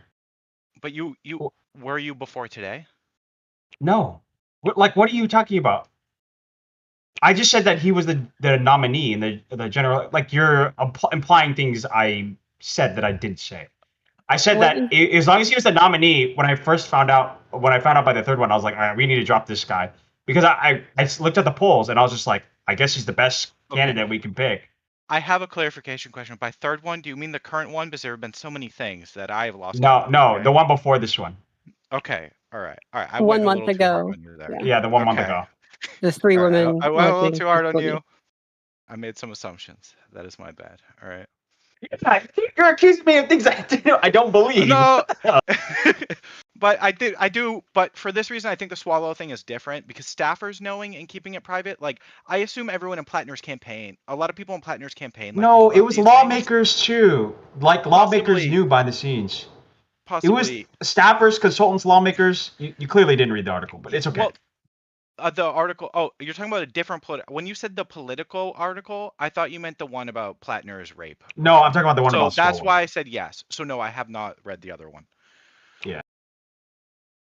That Yeah, is I was talking about the one about Swalwell. Like literally, people on the Hill knew about his behavior for 10 years. They just fucking hid it. It was like a known thing. Was it like the behavior, like the really bad behavior that got him to drop out, or like okay, there are levels of behavior. Like for example, Platner's like domestic abuse thing is not as bad as the rape thing. I think both of them are bad enough that once public, he should be thrown out. But I can acknowledge that there's like a different in levels. So like the Swallow stuff that was known about on the Hill, was that like the full-on stuff that actually led to him dropping the race, or did they just know that he was in general predatory towards women and just knew about lesser predations? He literally was part of a group of people, like 30 people, who like did orgies and shit. And he was If they're known to be a very consensual. okay. He was known to be very sexually aggressive with women. But in, Yeah, what I'm Yeah, saying I is just like don't it care about depends the on what they orgies. knew. I But we also, got in the wrong place. But like, the other, if they just knew he was doing orgies, I mean, no, The he other- was known to okay. have personal failings and like he was very aggressive towards women. well, did they Like, you know could he just read was the sexually article. abusing women or yeah, that's sexually what I was assaulting women? asking. Because aggressive can be Like taken being in a lot sexually of aggressive, ways. what does that mean? Like, Yes. I just want to take a step back here. He had accusations that they known about before. That's like but okay, they but were were they like accusations of sexual assault? yes, there were Well, allegations of and assault. drugging as well. Yeah, and drugging Fair. before. Yeah. Again, anyone who covered Okay. that up, screw them, right? They are bad. Yeah, but that was people. the entire like all the lawmakers, like it was Pelosi's office and shit. Like Did Pelosi know about this? no, but her staffers knew about it. But apparently I don't know it doesn't have the article doesn't say that she knew directly, but her staffers knew about it. So my assertion is that she probably should have known, Okay. right? Not necessarily. People I don't don't really know tell how their that boss, follows, especially but- there's like secret orgies going on, and your Well, boss is all Nancy right. Pelosi. I'd be fucking terrified. I wouldn't tell her shit. Yeah, like, gonna do you quote- think the staffers are going to like Pelosi? We have the orgy report. We have No, but if 30 lawmakers know, like But no, hold I on. You feel- see how you're going from there's some staffers who shared, who were operating with other lawmakers knew, and then You you're missed saying it. things You missed like the 30 context of the- lawmakers knew. These are not the same statements.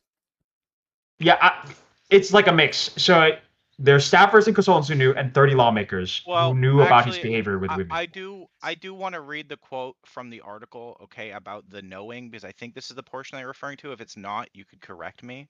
So it's 2 paragraphs, all right?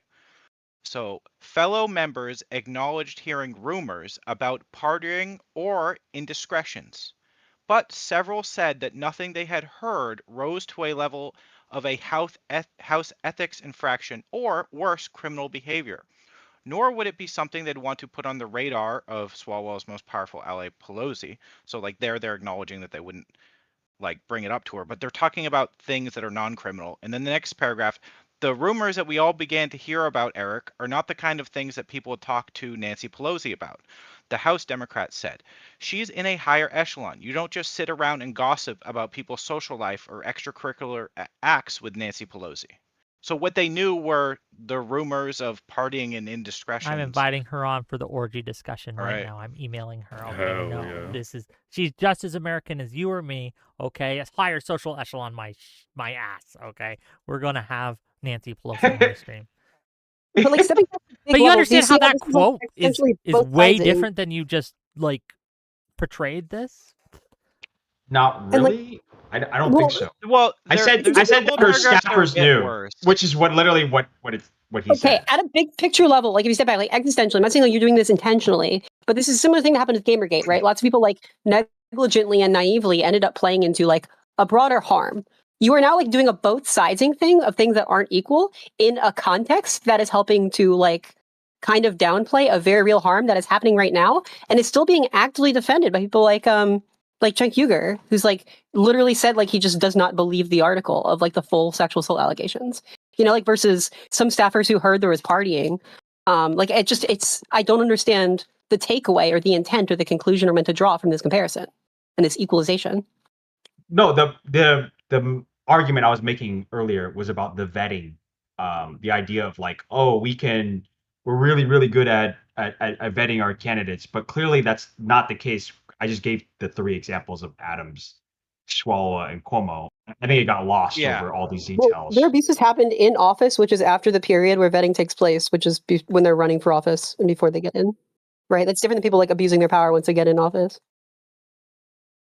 No, but but Cuomo's literally ran for mayor after he had already been like disgraced as a governor. What do you mean? Like, yeah, but the thing is with Cuomo stuff, I don't think Cuomo stuff, like any of that even got in the level of even the first accusation against Platner even.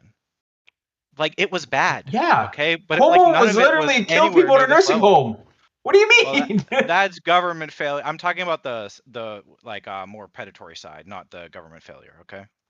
And obviously that's not that's literally, that's failure of government that leads to loss of lives. And again, this is the difference good, between right? like it's just different. It's a different malign intent and actually incompetence.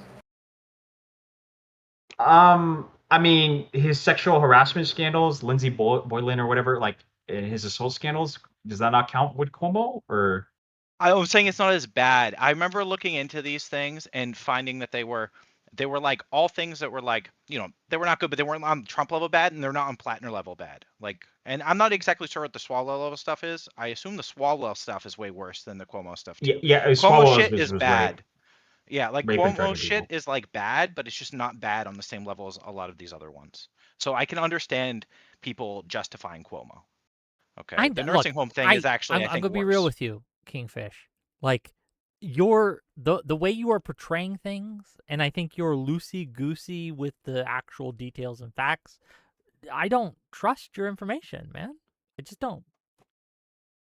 You think I'm being loosey-goosey? Yes, I think you're being loosey-goosey with the facts. I'm not being loosey-goosey. I literally, like, he described it like word for word what happened, but I said it was his staffers, which wasn't inaccurate. The way you portrayed it, the staffers knew he was sexually assaulting women and didn't say anything. Yes, that's what I heard. And that therefore, that the politicians who these staffers were working for in the future also knew. That wasn't corroborated with the article at all. That is, these aren't examples of negligent vetting oversight. There were rumors. Okay, does that not count? I guess it doesn't count. Rumors of orgies are different than rumors of sexual assault. Yes. True. Yeah, and there were a couple of paragraphs above that left out. I'll say I was wrong. He did get too handsy and things like that. Because I don't think those are bad. I don't think the Nazi tattoo and the Reddit comments equal. Like, I think they're equal to those things, but I guess that's just. Okay, hold on. It wasn't even that. It was the covering up of it, the denial of it is what made it so much worse. Do we think that there were signs in the past of him lying about the Nazi tattoo, of him? I think there was like allegations of fraud with like his VA benefits. I hold on, there's like a whole list of the kick account. I don't know if you guys saw that allegation as well, that he allegedly had like a kick account, which is usually used to like. Well, not even allegedly. That's confirmed because that's part of the sexting. Yeah, that was part of that. That was a confirmed so it was fact. confirmed. But there was a rumor, or there is a rumor that more allegations about this man are coming, and part of it involves kick with let's just say. So like all of these signs were in the past.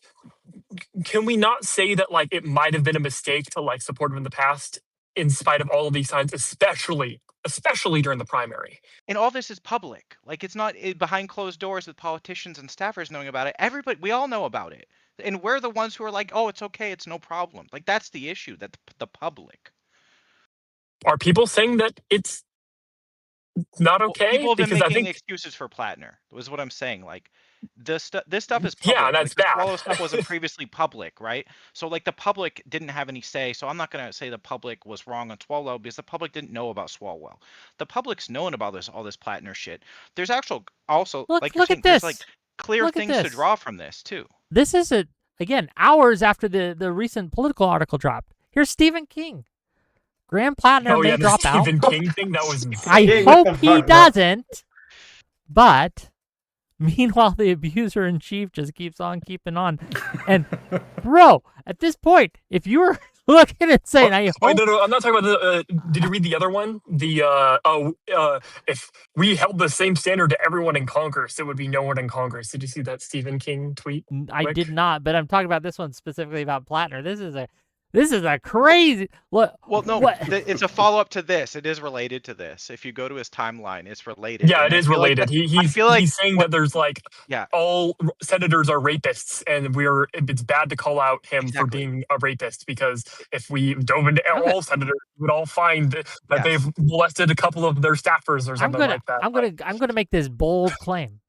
Most senators and congressmen are not rapists. Yeah, they're not. So making excuses for it is pretty bad. And I think the people that think they are, like, they've just bought into populism, and Stephen King's a perfect example of that. And the fact that these two tweets coexist together, it's just his brain is rotted. It is what it is. All right. He obviously made some very high quality content that probably all of us have enjoyed, but his brain has rotted. It is what it is. Okay, let me read a few super chats. Let me read a couple super chats before we keep going. This is from, so first of all, thank you for the 10 Gift TV WIC memberships, aka Batoza. I really appreciate you, sir. The Airborne Kite for $5 says the chief mechanism of misinfo today is to dump general consensus, quote unquote, into the water supply until everyone believes something without remembering why. True. $10 from Metalworks. WIC. I voted for Biden in 2020, and I would have voted for him in 2024 if he didn't bomb hard during the debate.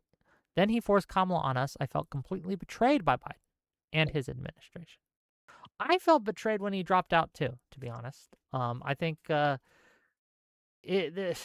no one came out of that looking good. But I do stand by my instinct, and I recognize this intuition, if you will, that I think Biden would have overperformed Kamala in the general, just for the reasons I gave. But that's neither here nor there. Back to the Platner stuff. Yeah, it's, again, what I'm asking in my frustration with so many people, you got it wrong. That happens. It's okay. Don't let your pride keep you from making the changes to how you analyze a situation. Yeah, don't let your pride keep you from making those changes, right? Because you need to. Especially when there's an alternative available, which is Troy Jackson for Senate. Let's go. Yeah, he's gonna drop out. There's gonna be I don't know if it's like a special primary or what they would call it, or if the party directly appoints someone, or I don't really know how that process works exactly. But there's going to be a new Democratic politician to be nominated, and then you just have to put full force behind that person.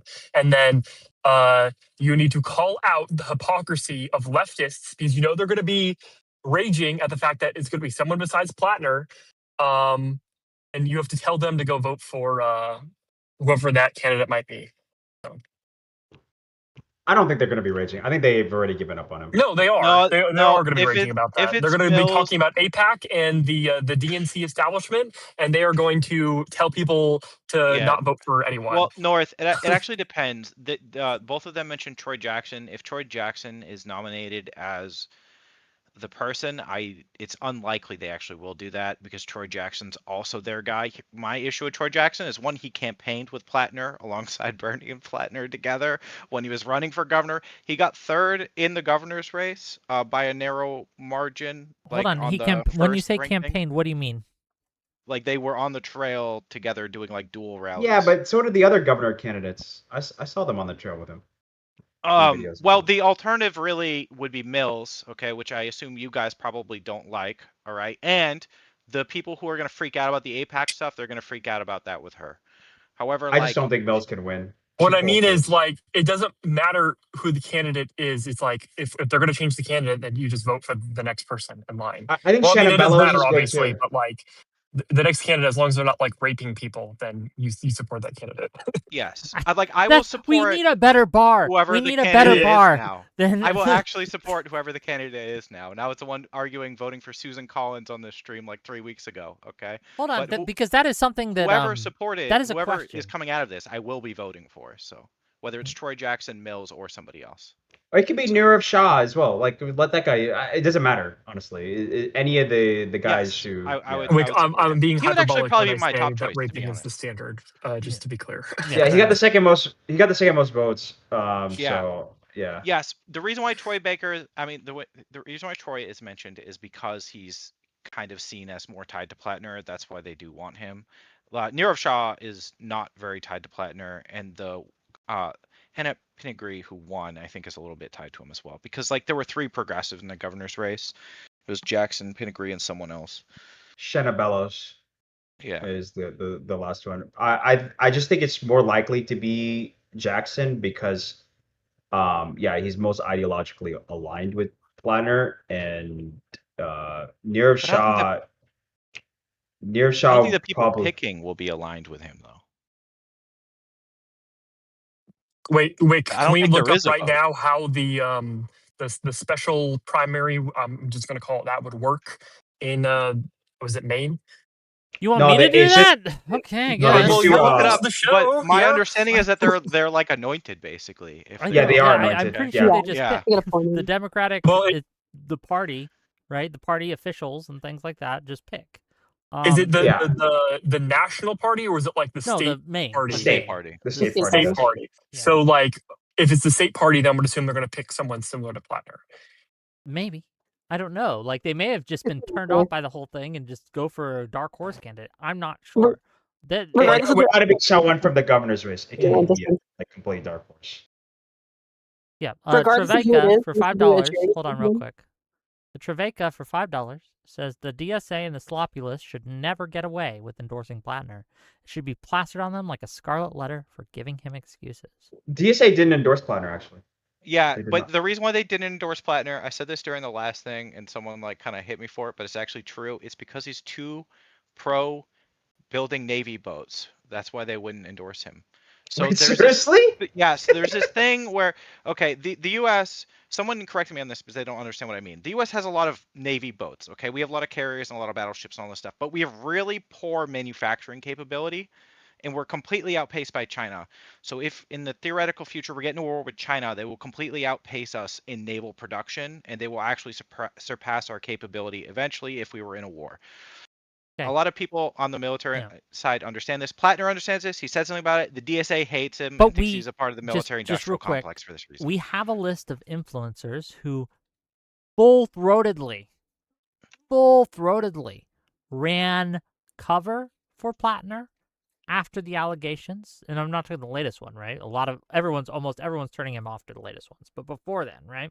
For Cenk Uygur, founder of the Young Turks. Well, Cenk Uygur is still running cover, right? But there's a whole list of people, of influencers, of people who are associated with the DSA, of people who are associated with that wing of the party. They may not be official DSA spokespeople, right? But these are the people with great amounts of influence and, I guess, clout within that sphere, who went to bat for Platner. And yes, those people who gave him softball interviews after these accusations came out and allowed him to kind of obfuscate and get away from these things, they absolutely, it should be a scarlet letter. I agree with the super chatter on that. That should be something that they have to answer for, and their answer better be good. And the only acceptable answer to me is, I apologize, I got it wrong, and in the future, I'm going to be doing X, Y, and Z to make sure I don't get it wrong in the future.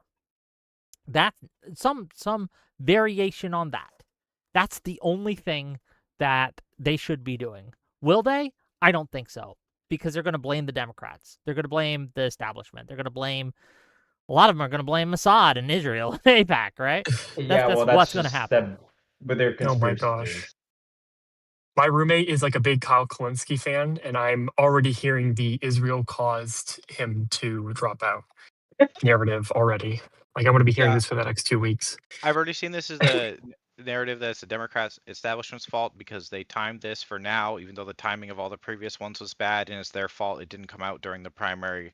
And it's like, take some responsibility. You saw everything else. $10 for I'm Out of Time. From I'm Out of Time. Says, Troy Jackson is just another populist. The best runner-up is Nirav Shah. Nirav got more votes in the Democratic government primary than Jackson and has way better pro-establishment views than him. Again, I don't know Troy Jackson. I don't know Shah. I haven't looked into them. I cannot make a endorsement or a call right now because I just don't know the options. And It's got to be them or Shanna Bellows or Jordan Wood. It's got to be all, like those people. Okay. But isn't this such a cool, more productive conversation to have? Like, this will be the focus of the week. Please, let's all focus on this. When they pick up a winner, I'm going to do a charity stream for them, and you're all invited, okay? Whoever it is. Beautiful. Well, it's going to be the main caucus, the main freaking whatever, not super delegates, but whatever how do they choose it? How do they choose the person? I don't know the specific process, but the party chooses it, the state party. Yeah. Look, all that really matters is that people, when the next candidate comes around, assuming they're a good person, which I'm going to hope that they are, that people are going to go out there and they are going to work twice as hard to make sure that Blanco loses. That's all that really matters. Here's the problem. Whoever gets picked is going to have Platner hanging around their neck. I don't think so, because Collins is gonna. You don't think that's going to be a weight around them? It depends on like the messaging, right? Like it didn't happen in the California governor's race, right? So if the messaging of the main Democratic Party is like almost like a coup, I know that'll make a lot of leftists kind of mad, but if that's sort of the framing that's adopted, you can maybe use that like as a distancing, like, oh my gosh, he was so bad we forced him to resign, instead of it being like a transition between one or the other. I think Collins and the RNC also put a bunch of money into ads only against Platner too, so that'll like hurt their war chest, right? Yeah, I wonder how the Oppo research is going to be if they don't know who the candidate is. Yeah, I think it's gonna be. It's gonna make it. I think it obviously will make it harder to win. Of course, but that's what I'm saying. People just got to work twice as hard. I mean, you can't reverse time. Obviously, you cannot keep Platner on. So you one step at a time. Just put in. If the effort that was put in before is not going to be sufficient, then you put in twice the amount of effort. We have a lot of time. We have 5 months, so like it's not like the presidential election. There's like they have a lot of time to make name ID the next main senator or whatever, main Senate candidate. Yeah, I don't know. I think that at the end of the day, this should be a lesson. We'll see what people take from this and what they learn. Lawson Harrison, are you just here to look pretty? What are you here for? What do you got? I was just waiting on the professor to call on me. Okay, you're called on. Yeah, you are now the man with the mic. Give us what you got. I guess I was going to talk about something more broad, so I didn't want to derail your guys' Platner thing. But I think we've kind of gotten to it, right? Like, okay, it's pretty much settled. Yeah. How do we feel about I'm more worried about like, well, obviously MAGA, but I'm also worried about these snake fuck DSA people. I don't know if there's anybody else in here that's as worried as I am, but elaborate on your is worry. there? I'm worried. You guys are super big brained yeah. about electoral stuff. Can we force DSA candidates to like not label themselves as Democrats when they're running? No, you cannot. You as long as you file on the ballot on the state ballot, anybody Gotcha. can run as a Democrat. Like you Yeah. can be a Republican and run as a Democrat, or you can be a Democrat and run as a Republican. Like it doesn't matter. Okay. Darn. Yeah. Elaborate I on don't your know. fear, though. I Oh, want to get so you like well, you made this is a very vague claim. Can you be more specific? I feel like this is like super unpopular, but I feel like the status quo circa like pre-Trump gets a really bad rap for no good reason. Yeah. I think when people are like, oh, like establishment Dems, like someone calls me an establishment Dem, like I'm taking it as a compliment because like that's like that represents a good party progress. It doesn't mean like we don't want things to get better, but like I don't know. I wish people would be okay with saying establishment Dem more often. I think the bigger problem with the quote unquote establishment Dem is that like they're kind of boring. Like they do like 2014 style politics where like they hedge their words and it's like consultant brained, right? It's not real. Like people don't talk like that anymore. Like they don't have scripted lines, and they're so when they do media or they do statements or the way that they release their legislation, it's just like not normie coded at all. That's probably the biggest problem. Can I butt in as one of the DSA parasites in the Democratic Party? Oh hell yeah! As long as you're open about it. Yeah. I'm just letting y'all know if y'all have not seen like especially around people like Gen Z, like the popularity of DSA candidates, like they are very much the Democratic Retarded. base. Yeah. Oh, Well, I'm if sorry. My bad. I mean, you can look at the stats on Gen Z, and you can look at how people feel about Democratic Socialists and congressional Democrats. Like it's just I don't know. I Yeah. feel like there are too many people within the Okay, Democratic Party. Moon, we got a but report, so I'm then gonna interrupt a little bit. Yes. what are the percentage of votes that are Gen Z that you have to counterbalance that? Enough Yeah, to decide it's elections. yeah. It's not some like huge votes, but it's kind of coming up, I guess I would say. Like it's not like it's in other words, like it's only the fact that old Democrats are kind of sticking around, but it's like capitalism is not getting any more popular within the Democratic Party. Okay. Is a better way Well, to but say it. even if the votes were there, I don't care because like their opinions are just like not correct. Like this is what happened to MAGA. People feel like they're not being served because they feel like the system is against them and they feel this and that. And it's just not fucking true. Like, but I know politics, like we have to like play into people's feelings to some extent, but like Jesus, man. I mean, what you're saying though is crazy. Like, I think the median first time home buyer is like 39 now. Like, I think it's not just a joke that like a lot of the ways our economy is getting worse. But like that's Yeah, the thing but where the like solutions abundance offered by the DSA are realistic. Let Alice go. Alice, what do you got? Sorry.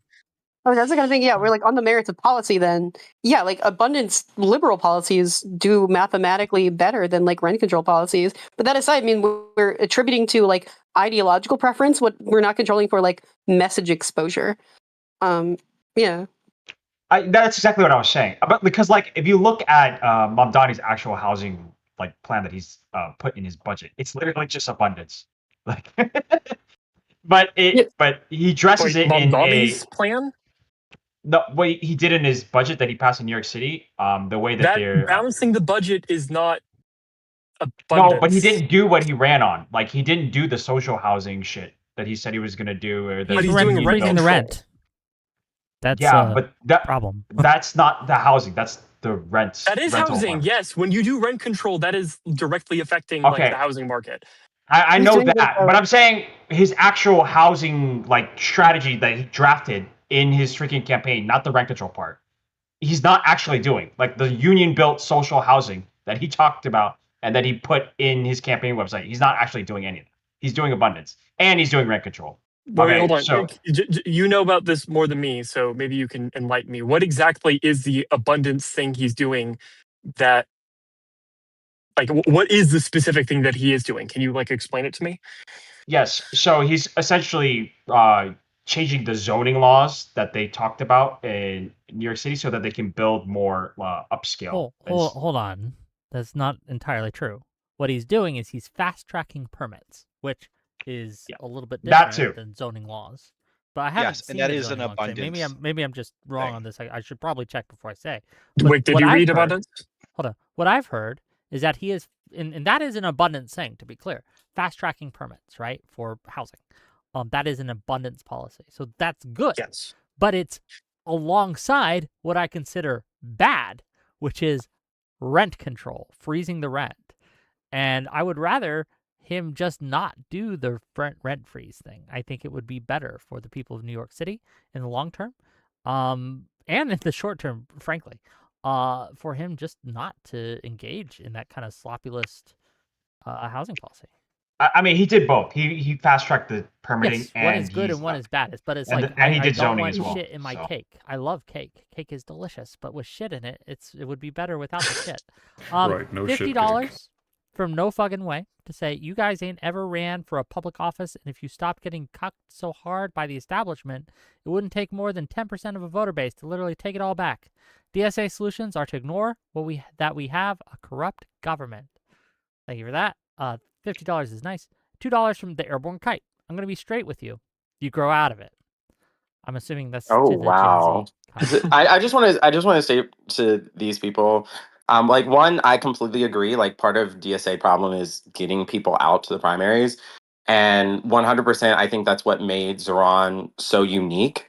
But I think that also speaks to kind of like the economic conditions and the future, that like DSA was this kind of fringe thing that as soon as people felt like the Democratic establishment wasn't really fighting for their best interests, that's when I feel like DSA was able to really come in and take a lot of hold. Hold on. They got like 8 House seats. Like, slow your roll there. Right? Like, true. And they were all from plus 30 Dem areas. Yeah, like deep blue urban areas with like a bunch of young college voters and renters. Like, and also low, I think, voter participation overall. So yeah, the people. I said it's a nut in the side primaries. Only people DSA has beaten are Democrats. They've never flipped a seat from red to blue. Not nationally. No, they have. No, not nationally. My concern, not nationally. Nationally, they've never flipped a seat from red to blue. He's right about the trajectory, and if something evil is right about the trajectory, I won't be in the tent anymore. So like, that's my concern. I don't care what Gen Z wants. Okay, if what they want is bad, I don't want to vote. Yeah, what's up? Like, Wick, can I make a rant to the Democrats who are watching currently? This is in regards to the DSA talking? Like, how long are we talking? It's only going to be like 1 minute. Tell you what, if you want, I'll ask the audience. If you want a 1 minute North rant, hit 1 in chat. If you think that he should shut the fuck up, hit 2 in chat. I'll let the audience I hit decide. 1. I was like, you could also just, I mean, direct it at me, right? Because I'm like here, I'm like pseudo representative. Regardless, economic grievances are not sufficient evidence that everyone just supports the DSA. We've not proven we've not attributed that to the DSA's policies specifically. You know, these are general problems that everyone is kind of facing. There's different explanations for. We're getting a clear signal that they want to hear North rant for a minute. So go ahead, North. Okay. Go. Democrats, don't be scared to defend institutions. Don't be scared to defend capitalism. Don't be scared to defend the United States. There's a lot of fucking DSA people out there who they want to change what America fundamentally is. Look, I gotta say it. Take the fucking conservative position of conserving what America is. That's what I'm saying. Look, don't be afraid to defend shit. That's all I gotta say. Grow some fucking balls. I wouldn't call it the conservative position. I'm calling it the conservative position. That is the conservative position. We need to conserve the democratic liberal establishment. I agree. Yes. No, I think it's so funny because I hear this conversation over and over, And I think people are so like bad at recognizing, and this is why like I tell myself, like I tell people like I'm on a mission to heal the Democratic Party, just because I get this sense that a lot of liberals like just have no idea, like when we're talking about some of these Democratic people who are running, and when we are looking at how they are influenced by super PACs or corporations, like just how much people feel straight up ignored or misled, or just can't access like basic establishment Democrats, can't hold their feet to the fire, can't have a real interview with them. And so like this is kind of the stuff that like I feel like actually makes DSA Drive that if liberals don't actually address, is gonna just let it keep happening. Yeah, this is what I was saying earlier. Everything you just said could be said exactly the same for people and why they voted for MAGA. Like one to one. No, that's not. Yes. Republicans they don't feel like the current establishment is fixing their shit when their problems are actually like either not even real or not as bad as they think. They feel like the government is against them. Yeah, or they just don't understand how government works. Like, this is why people voted for MAGA. And this is why a lot of young people vote for, whatever, the populist bullshit DSA thing. There's more to that too. A lot of them are in the activist class, and so they know people's like voting records and internal like caucus dealings. Like, so someone like Diana DeGette, okay, I know this because I was on the ground in Denver for a little bit.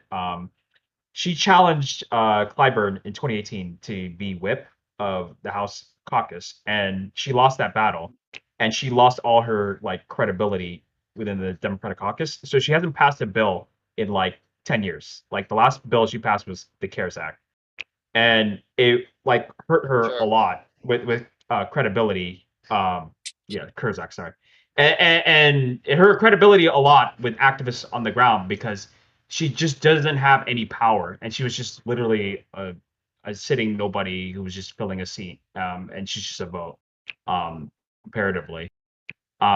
So like those are examples of things, and also she was pro-Israeli, and she quote unquote what this other DSA guy talked about. She accepted a bunch of PACs money, and she had a low integrity score. So those are just like examples. That's another thing. We need to not give a fuck about APAC money. Like we don't give a fuck about it. It doesn't matter. It does not fucking matter. Also, Moondust, I do respect you for coming on here and repping your side. I do think it takes balls to do that, so I don't want you to think I'm... $5. Yeah. Let me rep my money real quick. $5 from General Grievous. Hard to tell women we totally respect your bodily autonomy if we vote for a grapist and tell them, suck it up, Buttercup. There's more at stake than grape. That's fair. Well, actually, I think Platner supporters were like reasonably. I think there were more women that voted for him than men, ironically. $2 from Go Todd Go to say these kids need to grow up and learn how it works. Yeah, but I wanted to. I wanted to get on Lawson because I think this is like so important for some reason that like people are not understanding. The problem isn't APAC dollars. The problem is that people like my age who had very real, very serious questions about like what are you doing with Israel were not actually getting answers, or we're just getting straight up lies from the politicians that they were voting for. Triggered right now. Sorry, keep going. And it was so crazy of people trying to like butt in. And don't get me wrong, again, social media can be manipulated. People can get, not proper statistical samples. That's true. And so that's not the point, is that if someone has like a story or a question about some event or someone's support and how that being measured or monitored, or why isn't aid going through, or what are you doing? And a lot of these answers that people gave were just so completely unsatisfactory that it took massive shifts in, the Democratic primary. No answer would be satisfactory. Do you know why they're unsatisfactory? Because all these activists don't know fucking shit about Israel and Palestine. Like nothing. What they know from Hassan and like other retarded people on the internet. Look, these people who are Israel's doing war crimes. They're bad. We need to rein them in. Yes. There's nothing that you can say to them that will ever ever be satisfactory. They will always have something to complain about. They will always, as long as the state of Israel exists, they will continue to do this moral purity bullshit and try to disrupt elections in order to, I don't know, just destroy the Democratic Party and institute their Marxist. $10, just real quick, $10 from Grassroots Hegemon to say, tell North he's a non-fawn orbiter. And then $100 from No Fucking Way to say APAC money is blood money. The U.S. military is looking at merging with Israel. APAC has made this U.S. such a puppet state that you people would rather argue over rent control than address that your country is controlled by. It stops there. Yeah, I'm sure that would have happened if first of all, let me address this. First of all, you're wrong. I will debate anyone on this. You're wrong. You're wrong. And if you want to, you're just wrong. No fucking way. But thank you for the $100. Rick, you need to split that with me for baiting your chatter into donating that. So this is actually part of why I actually joined. Because quick thing. So the freezing of the rent in NYC, those are already rent stabilized apartments. Those are financial programs. No one's like squeezed into the manufacturers and the owners opted in willingly through incentives. So it's all market safe. And all he did, so normally they respond to the NYC Board of Housing, which dictates if it's a 0 to 3% raise on rent. He just said it's going to be 0. Based on the economy right now, we're just going to call it 0. It's not a huge big deal, honestly. Those million stabilized rents already existed before he got in office. All he did was say freeze it instead of 2% or 1%. So that's one thing. But no, so the second thing, no, bro, APAC money is definitely blood money. This is not even arguable. Explain how. Please tell me. I want to know the logistics. Tell me. I want to know. Okay. I hate to interrupt because this is going to make me money. But my God, can we not have one debate without Israel Palestine? No, it's taking over our politics, Nick. It's everything. Have just you have to accept it. Discussion this conflict runs our about country. Platner, who raped someone, or there's credible accusations that he did rape someone without but Israel getting in here. Like, I don't. If Platner hadn't made his comment on Israel known, he wouldn't have been. Nobody would have cared. This is a must. They make or break for these people. And also, if it wasn't for the Israel-Palestine shit, Platner would not have been able to get away with having a Nazi tattoo. I'm with you. For this atmosphere, that probably is true, actually. $10 from Word to the Wise to say, I hope the U.S. nukes Israel-Palestine so we never have to talk about them again before this ruins our country. Why do leftists never care about Ukraine, of people who have actually been through a genocide? Thank you. No, they care about Ukraine. They want Russia to win because they consider that anti-imperialist. Oh my goodness. Can we talk about the Supreme Court rulings then instead? I mean, that's an interesting topic. Right? Look, if I had the chance, I would safely transport everybody in the Middle East somewhere equally distributed in every first world country on the world. But turning it into a fucking irradiated hellscape so we never have to have anybody go back there and make it the dominant point of our politics ever again. Because that land fucking sucks. There's nothing there. The only ties it has is to religiosity, and holy shit, we are dawning on a new age of technology, the likes of which we have never seen before. Please get this out of my talking points. Or we could just... Never mind.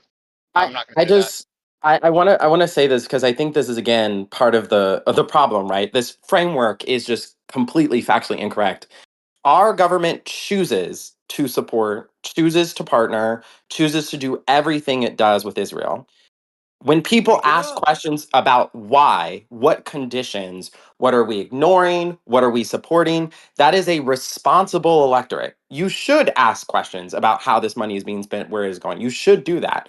But instead, the onus is put on... The answers are there. You just search on the internet. The reasons why we've been supporting Israel are available. They've been publicly discussed by senators, congressmen, previous presidents, Joe Biden himself. Donald Trump has discussed why he supports. Like, we know why they support Israel. It's all there. It's on the internet. It's also, I gotta go. I can't do this conversation. I'm running out of power on my phone. Bye, everybody. She's right. Bye. Also, has anybody noticed the little trick that like the far lefties have been playing on how look at what the government's doing, guys? Like, I don't take responsibility for the last year. Obviously, the Democrats shouldn't, because like it's they're sneaking in like look what the U.S. is doing backing Israel, but like none of us would consider like our party of backing Israel last year.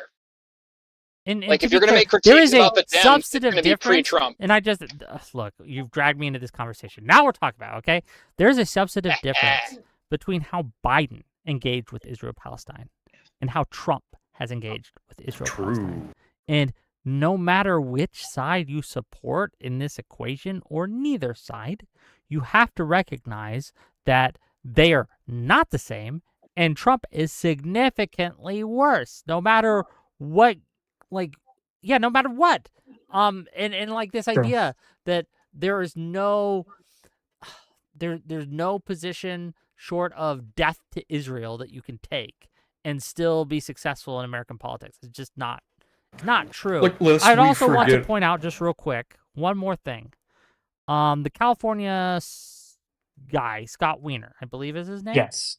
Who was accosted recently at a LGBTQ rally by some people who basically just excoriated this man. His opponents in the primaries and his opponents in the general election all shared pretty much the same exact stance on Israel that he had, right? He's condemned Israel. He's called it a genocide. He's asked for arms embargoes. He's done all that, right? Should have condemned it harder, bro. But they will never, and he will always have to answer for it. And do you know what the difference, even though there's no policy difference between him and his opponents, what is the difference? He's Jewish. He's Jewish.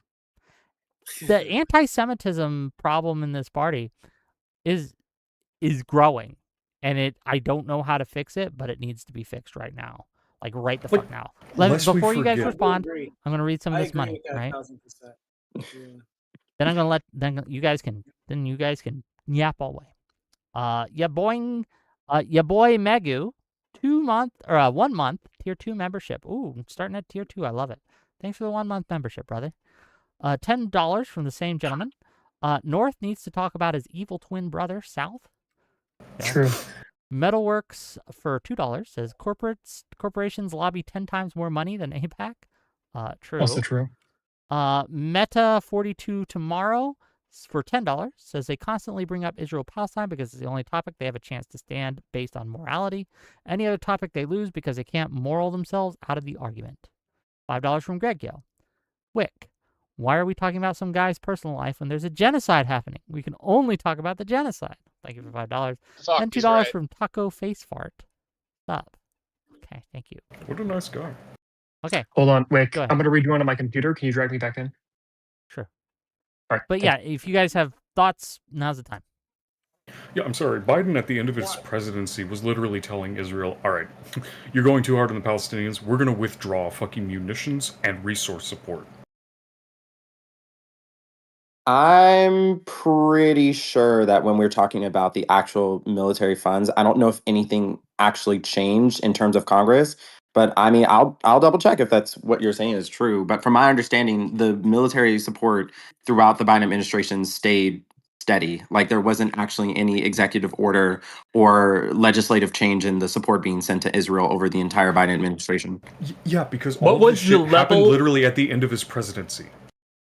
Right, but you're saying that there was a physical shift, so that's why I'm going to double check.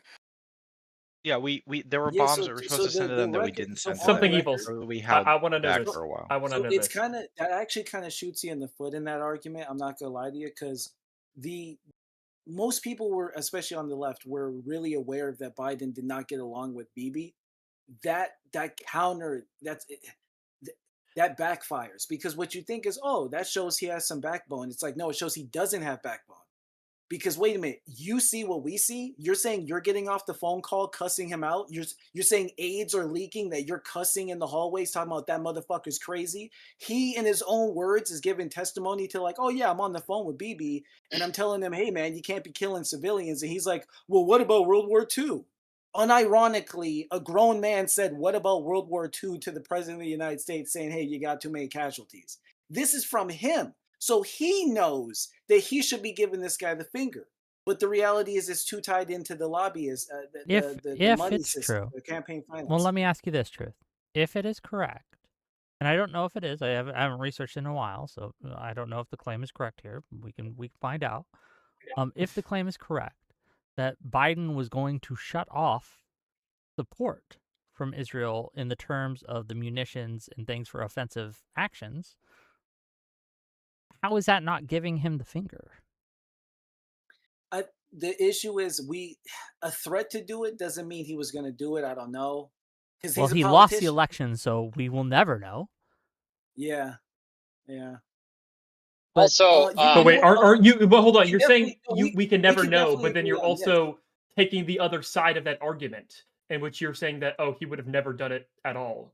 Like, if you want to reign it ambiguous, you can, but you're taking a moral stance on the other side. So. Well, no. I was going to say I can meet you in the middle and say, based off his trajectory, if he had won a second term, he probably would have done that. He probably would have. Well, we can just acknowledge that he would not have done some of the moves that Trump has done, right? Oh, 100%, yeah. Okay, so that Trump was worse when it comes to Israel-Palestine, correct? 1,000%. Okay, so trying to paint both sides as the same on this issue, I think is just fundamentally dishonest. Yeah, I'm not trying to do that, but yeah, there are definitely some DSA members who are. But there are a lot of people who do. Hassan basically said it. What was it? Like, this would have been happening if Kamala got elected too? No, it wouldn't. If you are seriously thinking that we would have gone to war with Iran if Kamala got elected, you're getting high on your own supply. That's just not true. They based that off one interview where she said attacking Iran wasn't off the table, but in the broader context of the interview, she's just saying I'm not taking it off the table. She's not saying this is my first strategy. Right. She wasn't even suggesting she was thinking about it. And Hassan misconstrued that into a very nefarious aspect, correct? Yeah. Okay, gang. I'm getting tired. It's getting late. Unless we can get $100 in the next You're just 10 jealous minutes. because Hassan's a better capitalist than you are.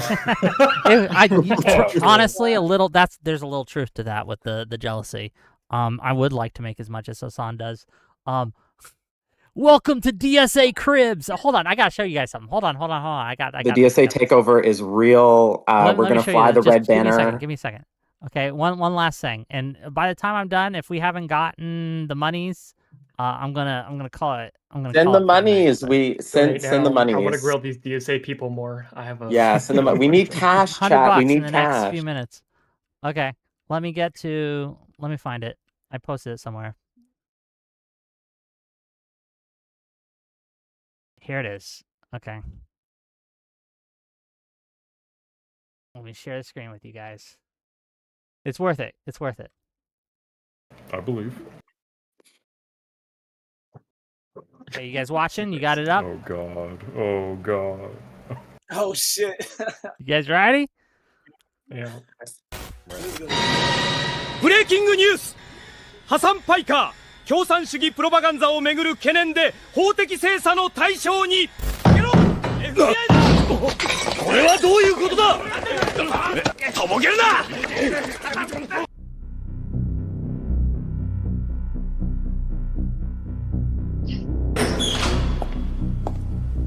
久しぶりねハサンジューお前だったとはな自爆りないでICP について何を知っている何もあんたが奴らにスカウトされたのは分かってるふざけるな何も掴んじゃいないくせにキューバ人民友好協会ハバナ随一の工作先導のフロント組織よあんたはそのネットワークの一員よ金をもらって新しい世代に反米プロパガンを垂れ流す広報課からあんたみたいな間抜けがこんなに長く続けられた理由はそれしかない俺の犬はどこだカヤのこともう二度とあの子を傷つけさせないお前らは自分のしたことの報いを受けるんだ91の時と同じようにな覚えてろお前ら資本主義者の赤い血で街は染まることになるこんな国最悪だ早く出て行きたいよいっそ第三世界にでも住んだ方がマシだはいはいその話はもう聞き飽きたわ無所暮らしを楽しんでねハサン Pretty good. I liked it. I thought it was funny. That was pretty good. Absolute That was cinema. great. That was Top fucking tier. great. And they say America can't make good anime. I love the welcome to DSA Cribs. And he's sitting there. It's like this country is a hellhole. The rich, living a life of luxury while the rest of us suffer. He's drinking a martini. All right. I want to say one thing before we end stream. Yeah, go ahead. 2024, DSA did not endorse Kamala Harris. They refused to endorse her. So that's how I'm gonna end. She wanted to build boats. Oh my goodness. Okay, I'm gonna let you guys go, and then I'm gonna go and give you guys give the stream what we got coming up tomorrow. Okay, see you guys later. Bye, Later, bud. Later.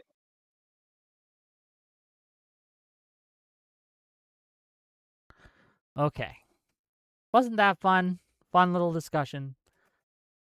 In conclusion, just to wrap this up, so we don't forget. Thank you for the $10. Go Todd, go. I really appreciate you. The main takeaway I'd like you all to get from this is it's okay to be wrong. It's okay to get things wrong. But when you do, and when it's clear that you were, it's not okay to basically run excuses for that and justifications instead of changing the methodology that you were using to look at the information. We all had access to the same set of incomplete information. Some of us, it's like two weathermen. We don't know what the weather's going to be. You have access to radar, Doppler, all that, right? If you have two weathermen and one of them correctly predicts the weather and the other one does not, I think it is fair for the one who did not to look at their methodology and how they were analyzing the situation and make changes. And that's important to do. It's continually updated process of continually updating your methodology of how you look at the world so you can be less wrong, so you can be more correct in the future. That's very important to do. But what we don't need to do is make excuses for why we were wrong and blame others for our wrongness, right? And yes, am I a little smug about this one? Yes, I am. You're not wrong on that. But at the end of the day, stop listening to people who are always wrong. That's it. Okay, what we got coming up? Tomorrow, we have Dev and Pisco versus Streamrift and Admiral Gibbs on Trump corruption. Is the Trump admin more corrupt than the Democrats? It'll be a great debate. On Wednesday, we're going to have the Soy Pill versus Deej on whether or not we should leave NATO. And then Thursday is going to be Collins. I appreciate y'all for being here. Thank you, and good night.